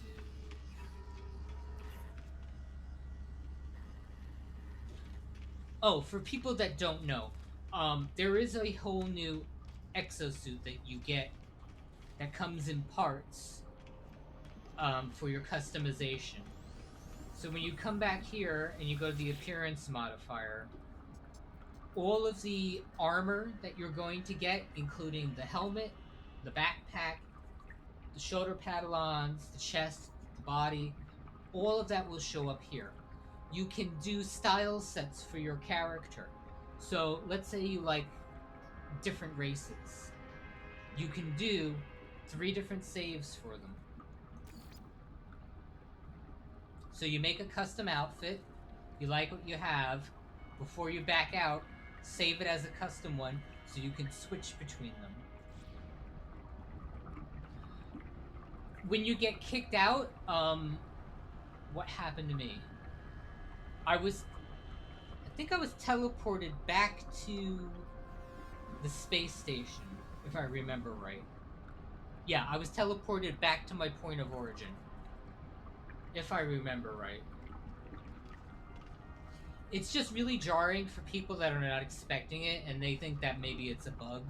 I know a lot of people were complaining it was a bug. It's not. It's one of the things we didn't like the fact that the Adlinium, the purple space, the purple solar systems were tied to endgame content because one of the big pushes of this game actually is exploration, and they kind of didn't really tell people that this was specifically gated to endgame. Um,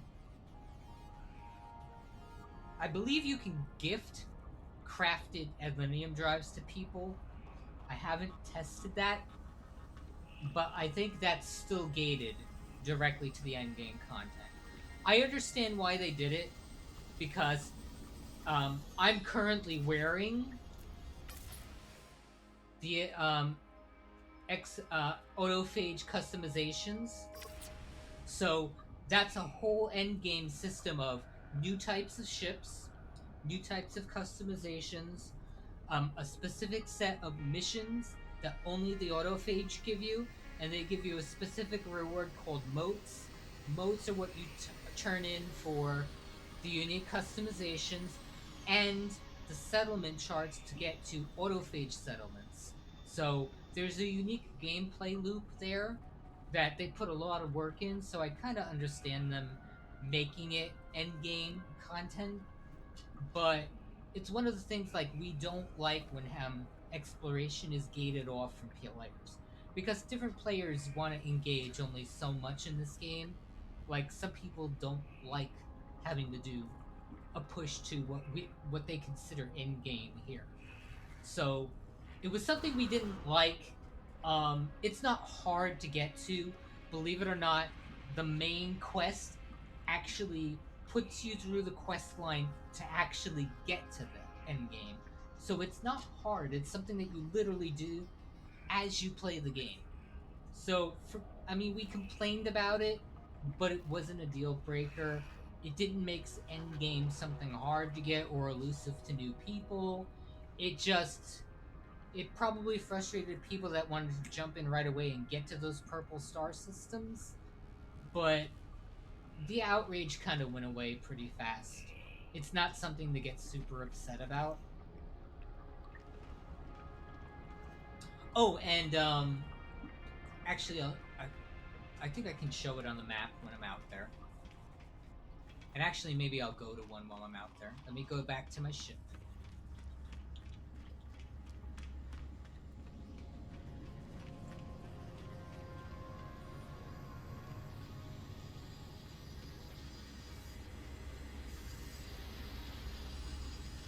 Yeah, why don't I see the icon for my ship?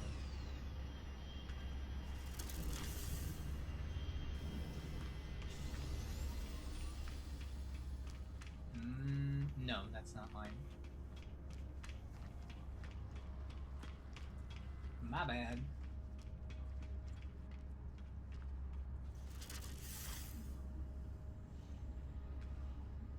It's supposed to show my ship icon.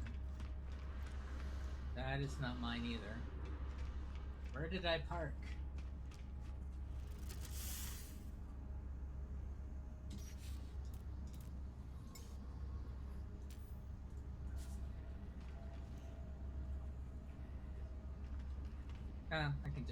I can just jetpack over to it. I should make a big deal out of it. It's odd that the teleporter here doesn't show your ship which one it's docked in. That's strange.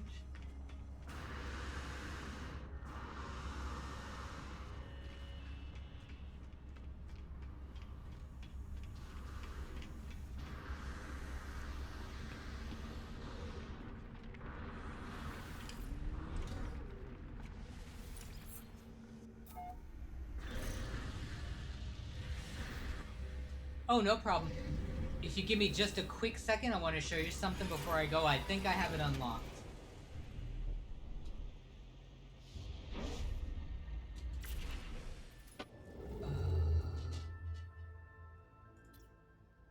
No, actually I don't in the expedition, so never mind. Never mind.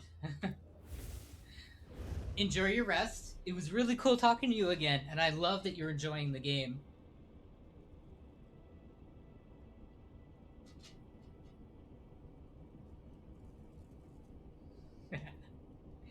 Enjoy your rest. I'll catch you later.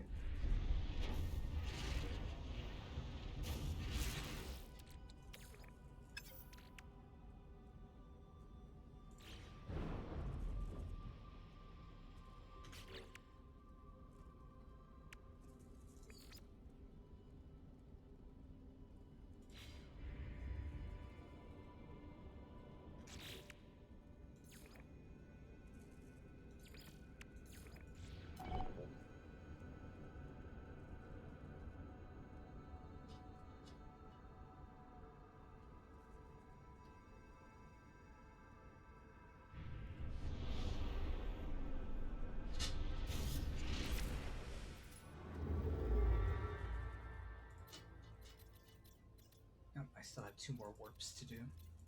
Okay.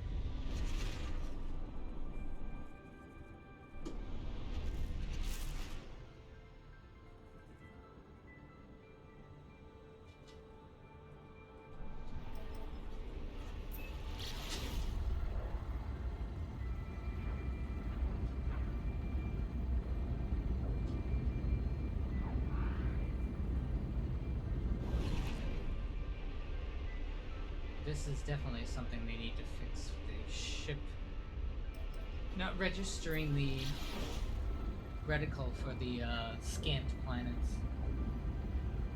Yeah, we'll go here because there's no sentinels.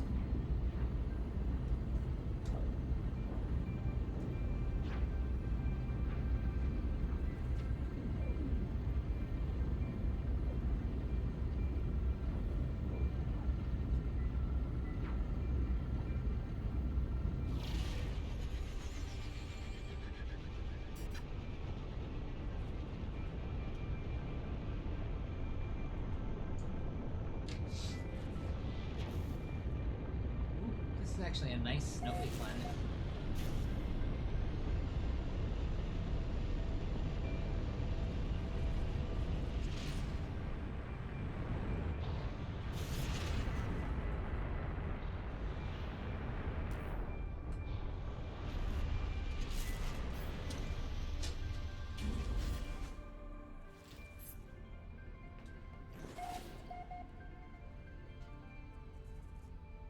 Wait.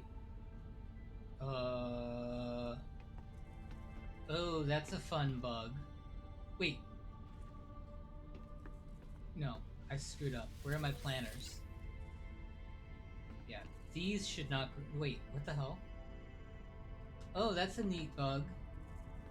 So my planners... I broke my planners when I moved my, HAB unit. And guess what? The plants are still growing. That's kind of dumb, but okay.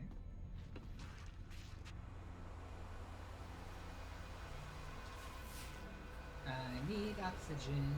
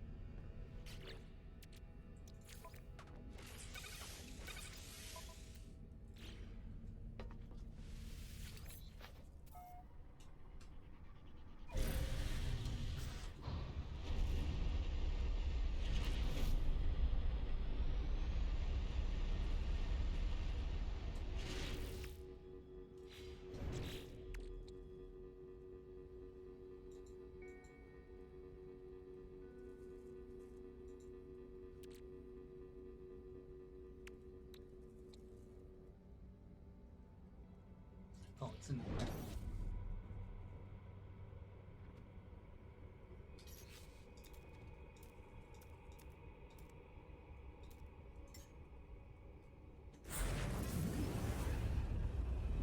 Oh, we got the warp sound back too. Nice. Nice.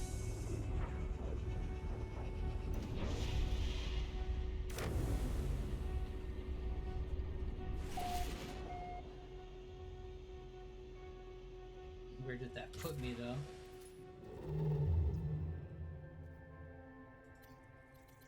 Oh, not too far, actually. That's good.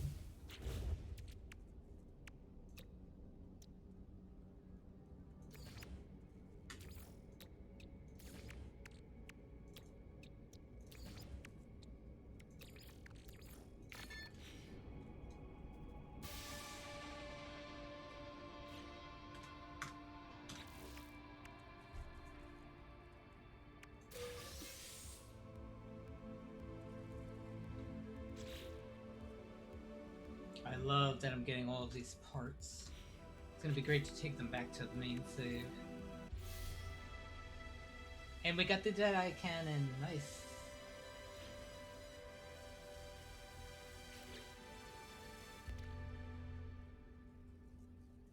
Nice. Okay, let's see.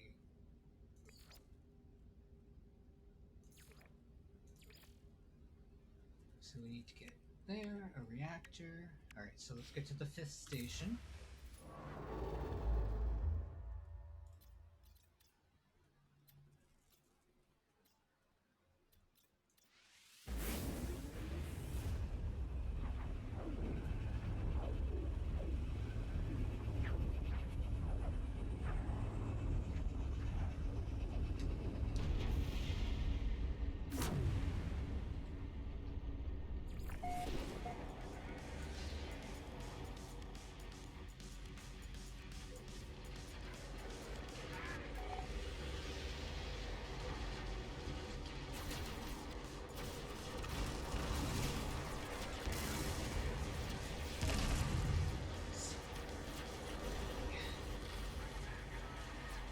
Oh yeah, so for people who may not know the different types of freighters,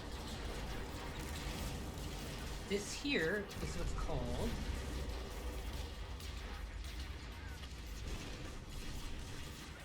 a Sentinel class. Now there's 2 different sizes of these. This is probably a or B class. The S class one is probably 3 times as long.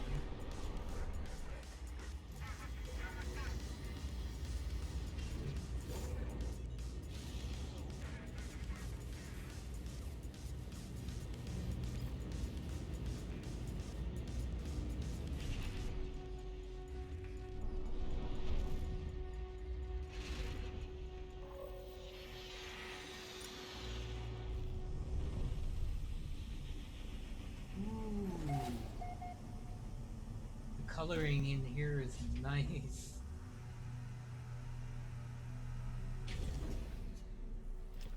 God, I hope we get space station ownership sometime.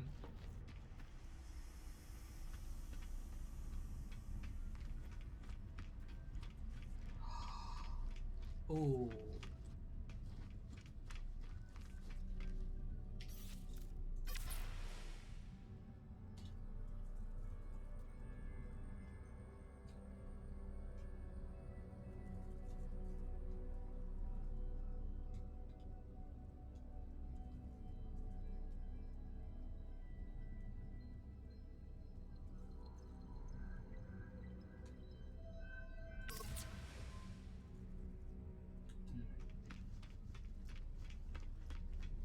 I am obsessed with the blue. It's such a nice hue of blue, too. It's nice. How are the NPCs here? There we go. Okay, so anybody here looking at this, when you get the Viking daggers or the Gek effigies, this is where you use them. So you'll have the option to do dialect help or turn in the relic. For sometimes they'll give you resources, sometimes they'll give you a location. And let me see if I can find a traveler. Here we go. So you'll see these guys with an aura around them. And you'll do a little interaction with them. And if you do this successfully, they'll lead you to a traveler grave, where you learn the portal glyphs.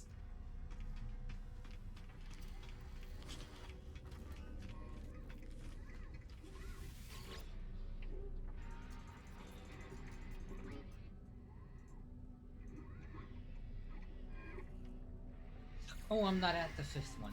Dumbass. Totally forgot. I have one more warp. What is wrong with me?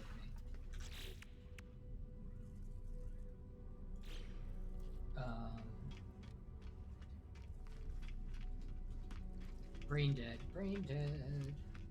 Totally brain dead.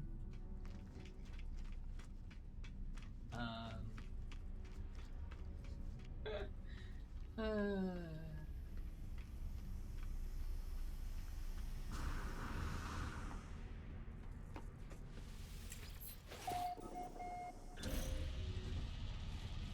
believe I'm almost done with the expedition.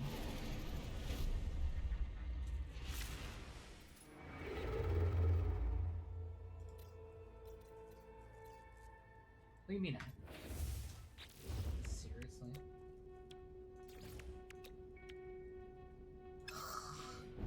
Alright.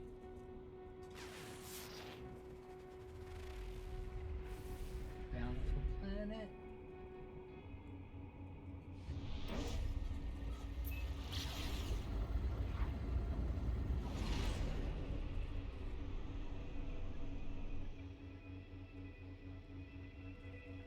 Yeah, there's something definitely off with the scanning reticle on the Corvette ships.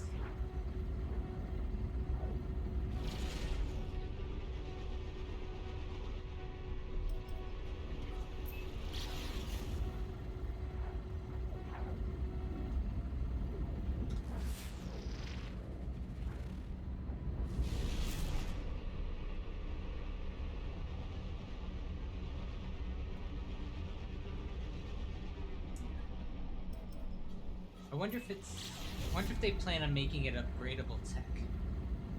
What I wish they would really put in is the all system scanning terminal from the freighter. Would be a cool thing to have on here. Yeah. Everything here is aggressive sentinels. Shoot me.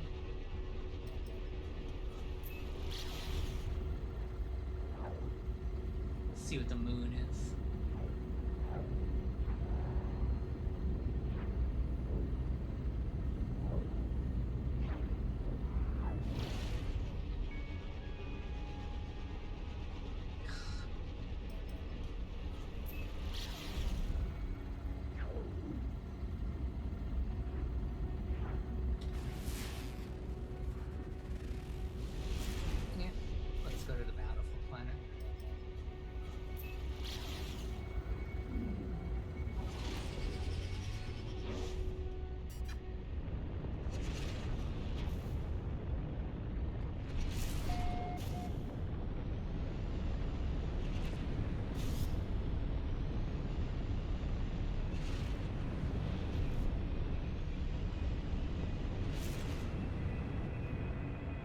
Not the ugliest planet in the world. It's actually pretty.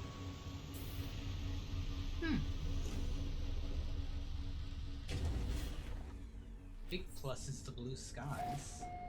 That's for sure.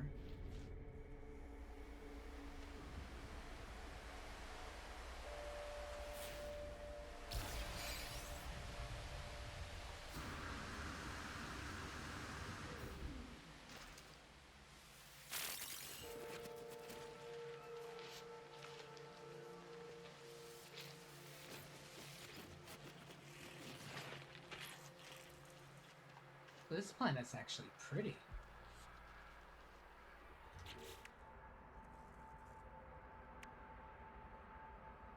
No, not one of the blues. Okay.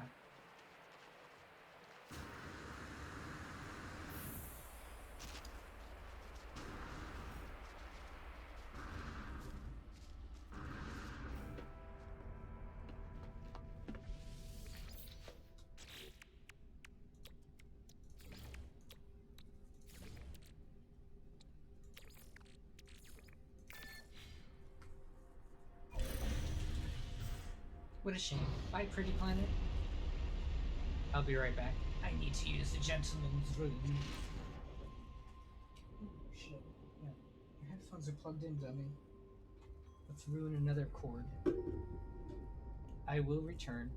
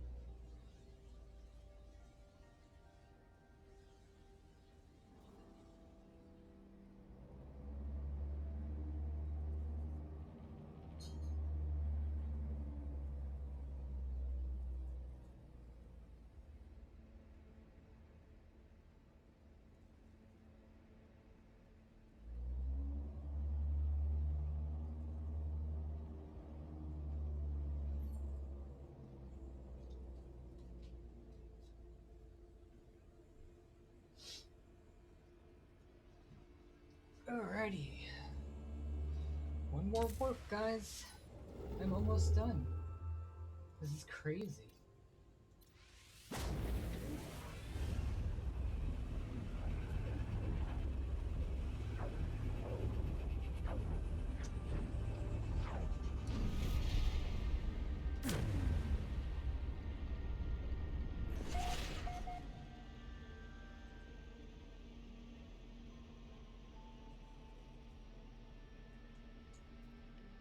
Okie dokie. Space station we go.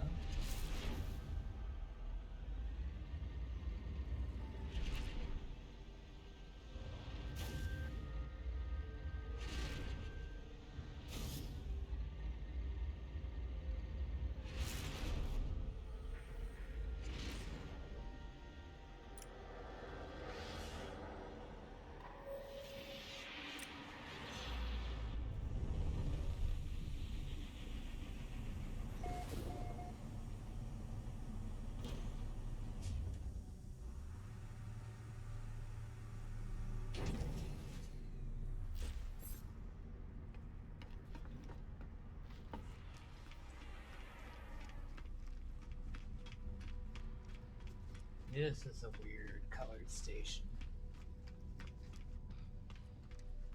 Clashes.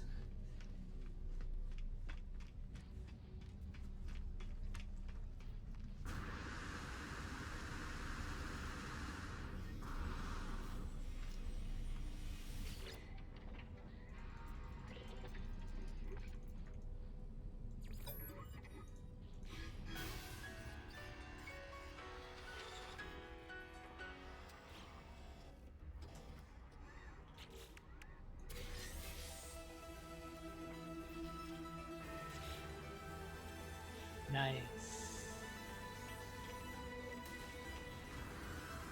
Alright, so add the reactor. Then I have to do the sentinel map. Wow, I'm almost done. This is wild. Ooh. Hello. That I like in yellow. Is that a pink explorer?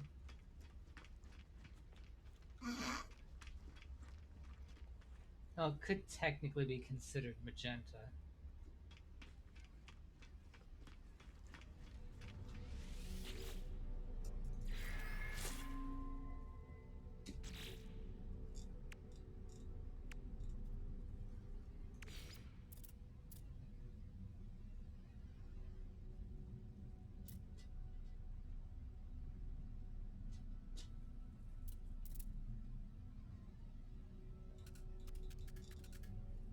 It's a shame I can't lay this on its side.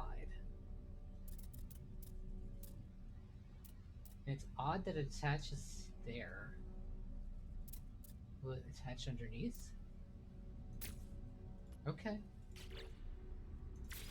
No. Yeah, okay, it worked.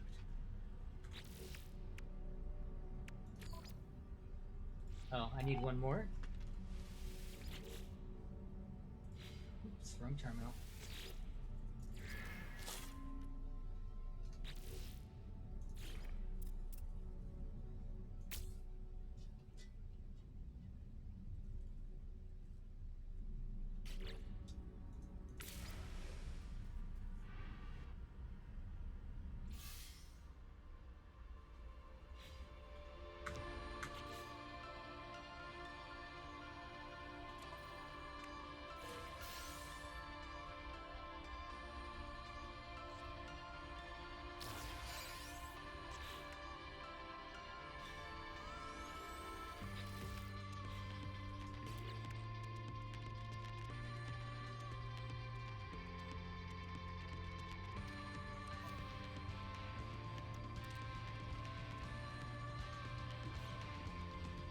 Cool.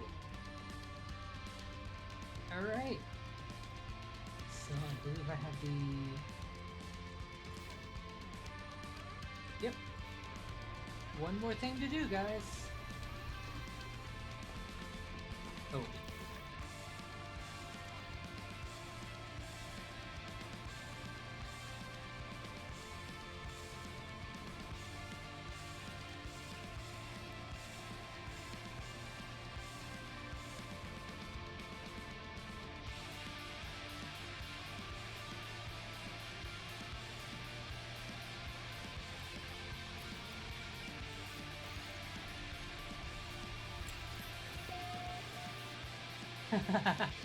somebody's somebody's Corvette sideways again.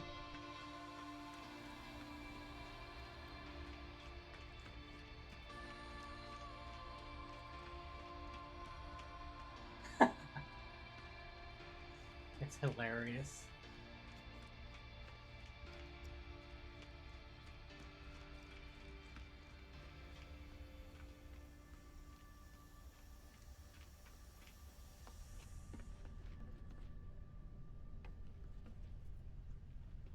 Yeah, that's they regrow and they're not harvestable. That's a problem.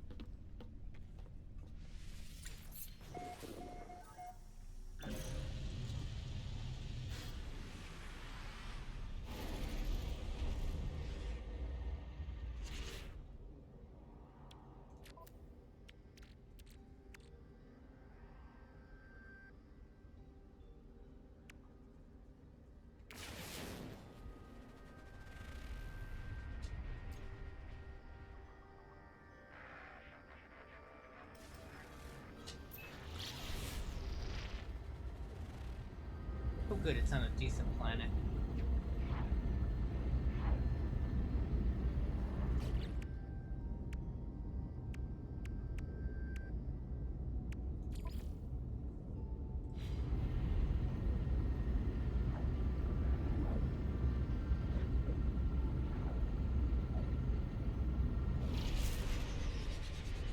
This is either going to be a real headache or I'm going to enjoy this. Actually,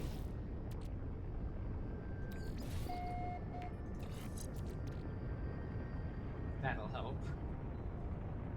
Do I have any other upgrades? I don't need the frost one. Nope, I think we're good.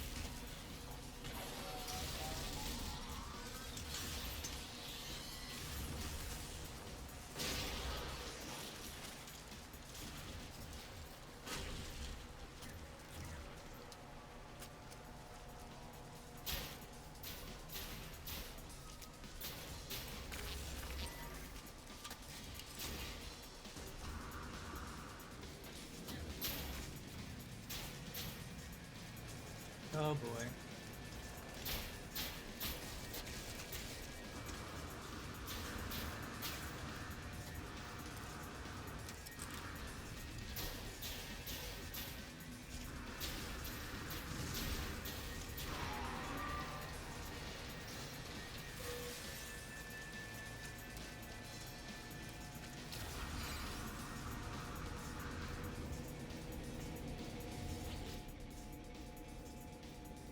Well, that wasn't too bad.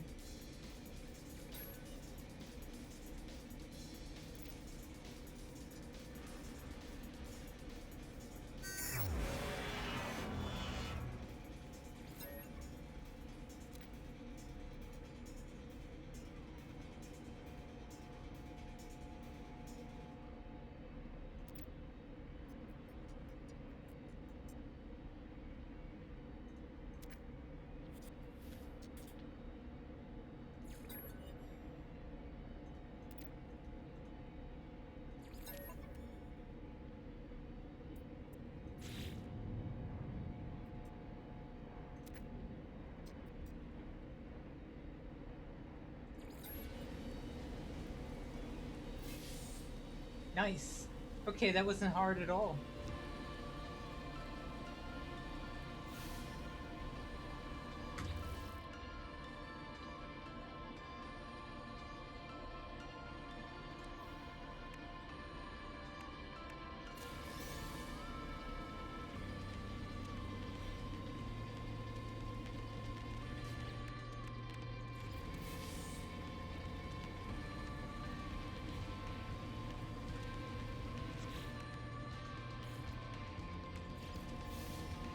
Oh no, you get the mouse egg without the community goal. My bad.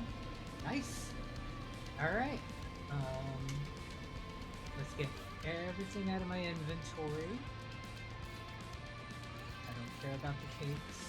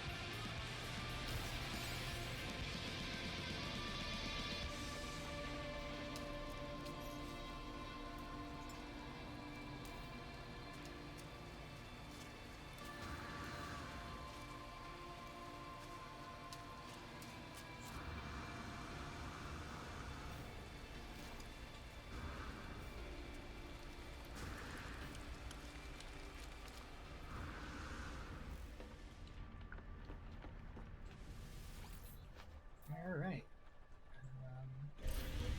Let's go to the space station, get all of my ship parts.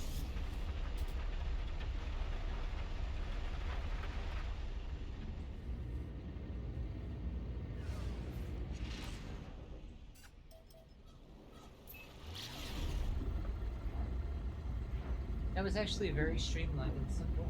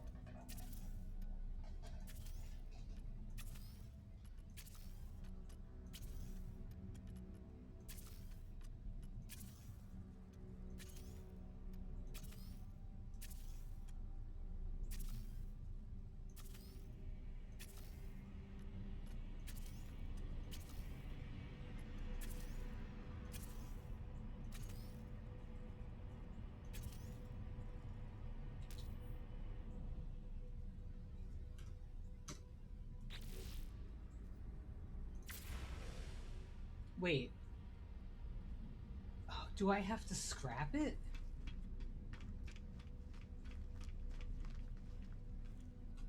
Oh, really?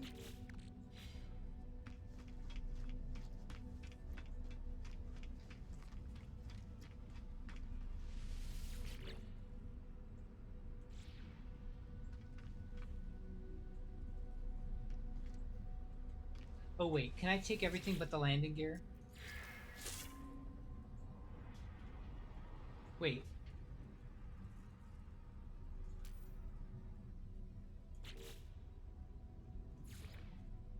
I'm confused. It shows that I took it apart.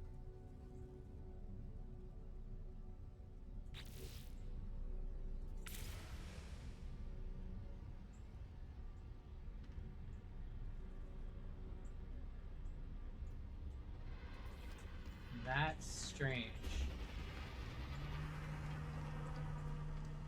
Oh, because it's my primary ship, right?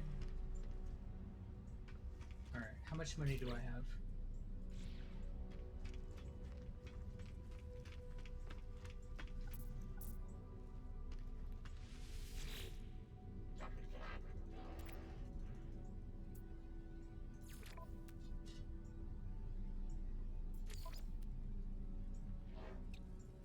Nope, too much money. Is there a shuttle here? Hey!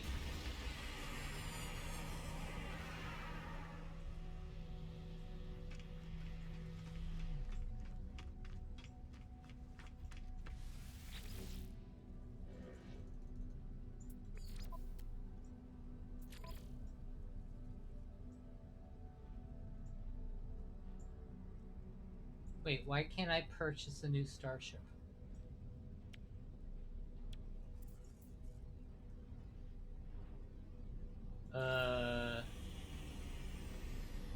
Well, that's interesting.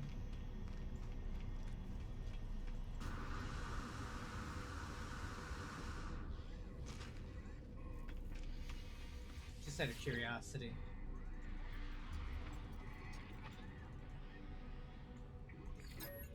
Wait, I can do this multiple times?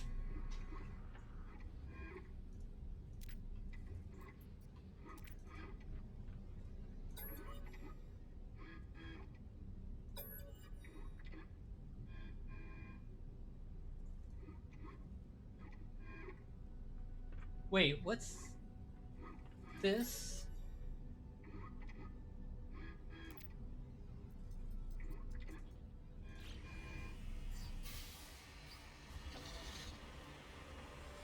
Oh, that was for the,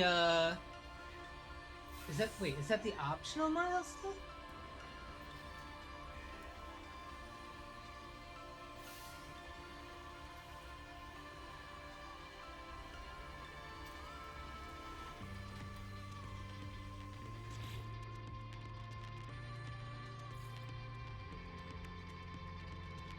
Oh, yeah.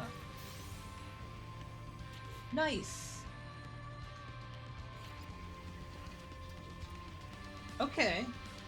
I didn't realize I needed to do that. My bad. Okay,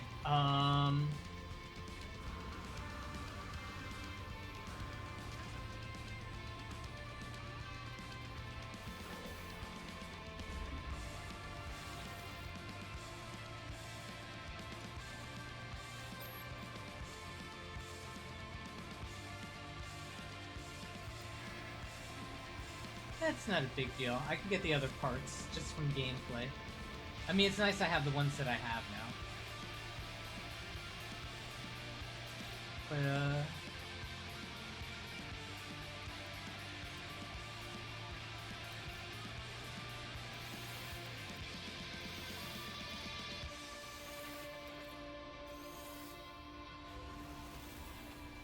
can I just take some off, though? Right, I should be able to do that.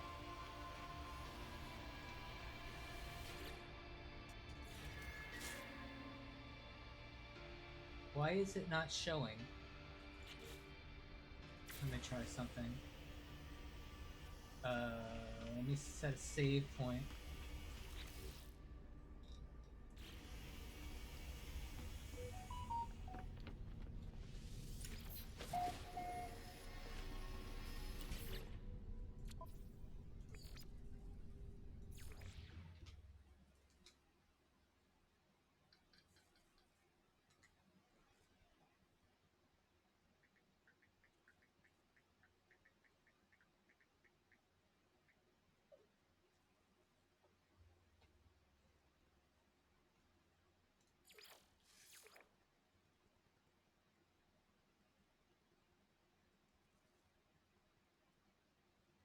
Oh, that might be the mod interfering too.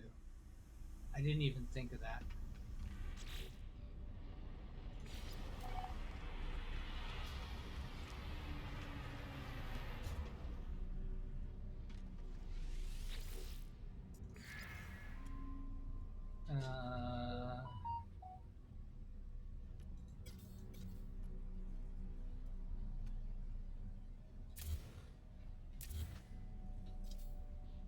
does it register that I picked them up?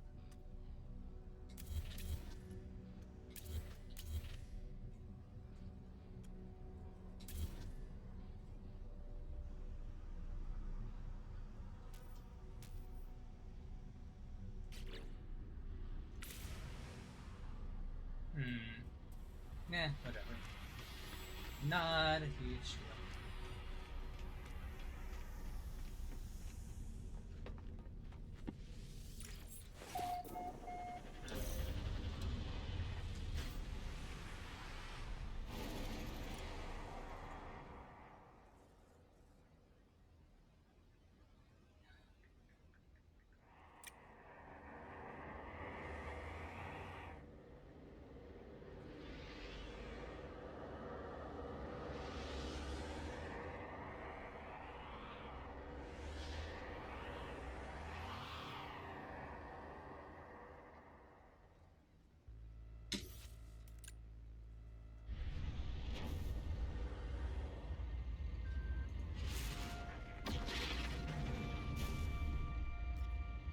I'm actually really excited to see this pet egg.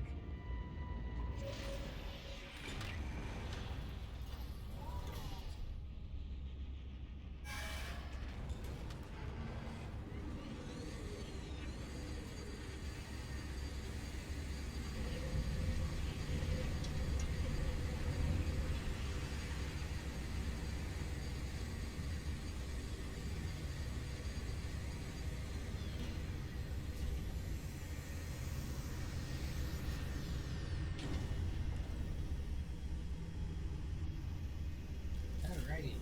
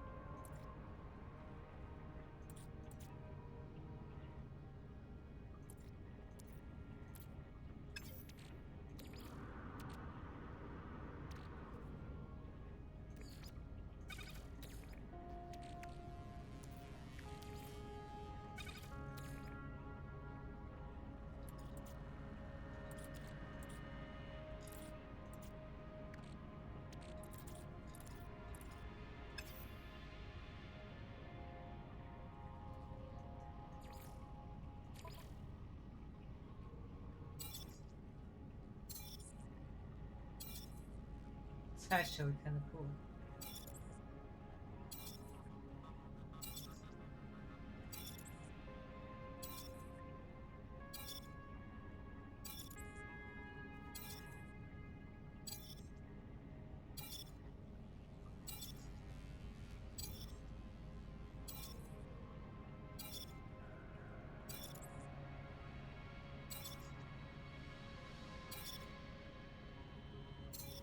I like that it gives you a roster of all the stuff that you earned. I'm gonna let this run through. I like this. Cool. Yay!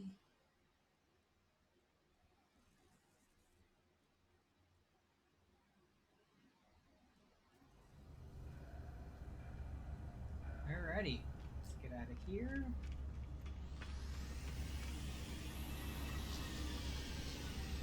Do I have my Starborn Memo? Cool.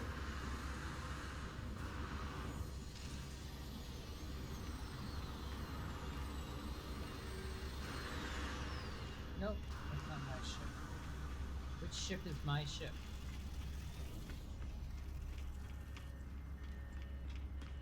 There's some nifty looking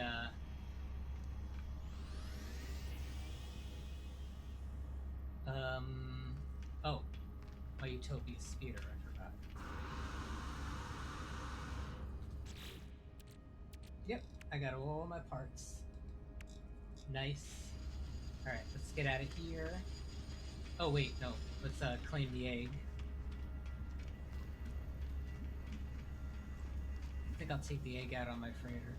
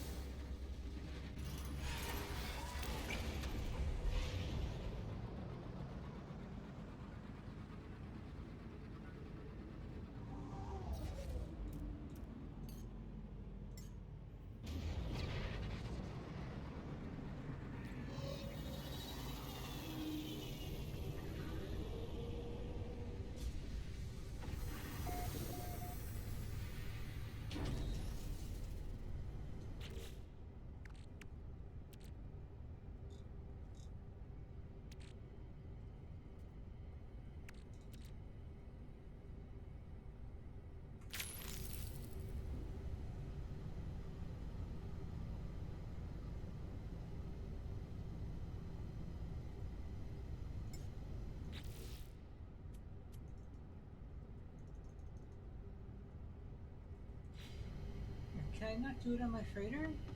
What? Wait, no. I thought I could take my...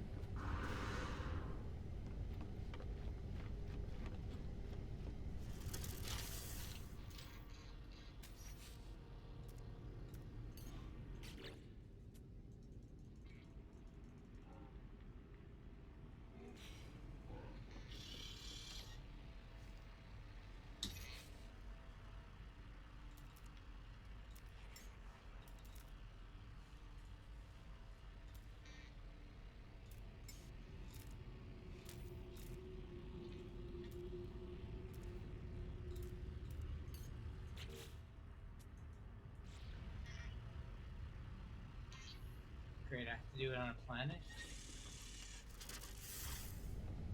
Wait, what happened to having the holograms for our pets?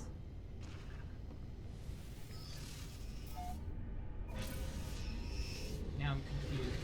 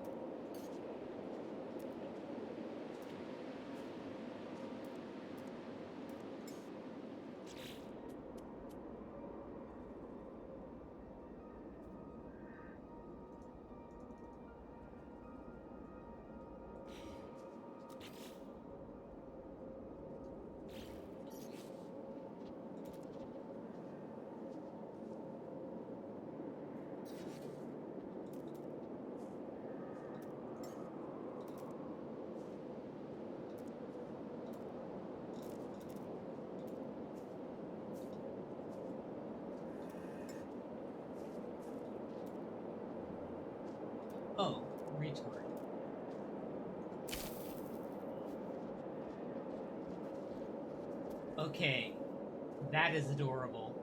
And I don't know why, but it kind of gives me, oh, God, what's the video game? Shit.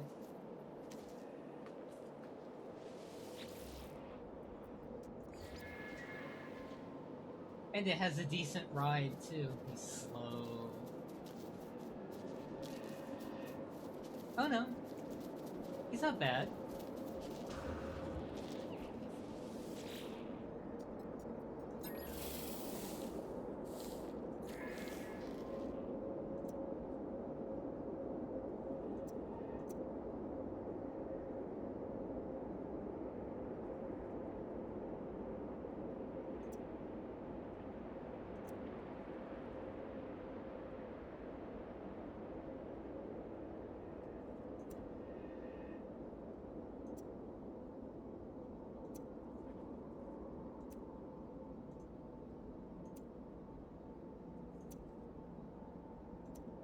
Interesting.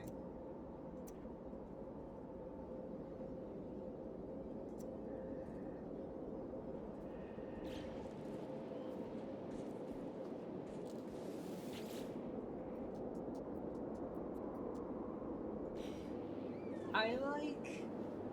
Alright.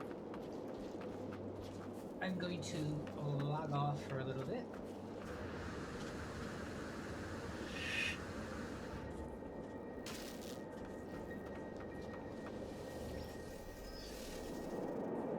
And I will catch everybody later. It has been fun. Thank you for watching me finish the expedition.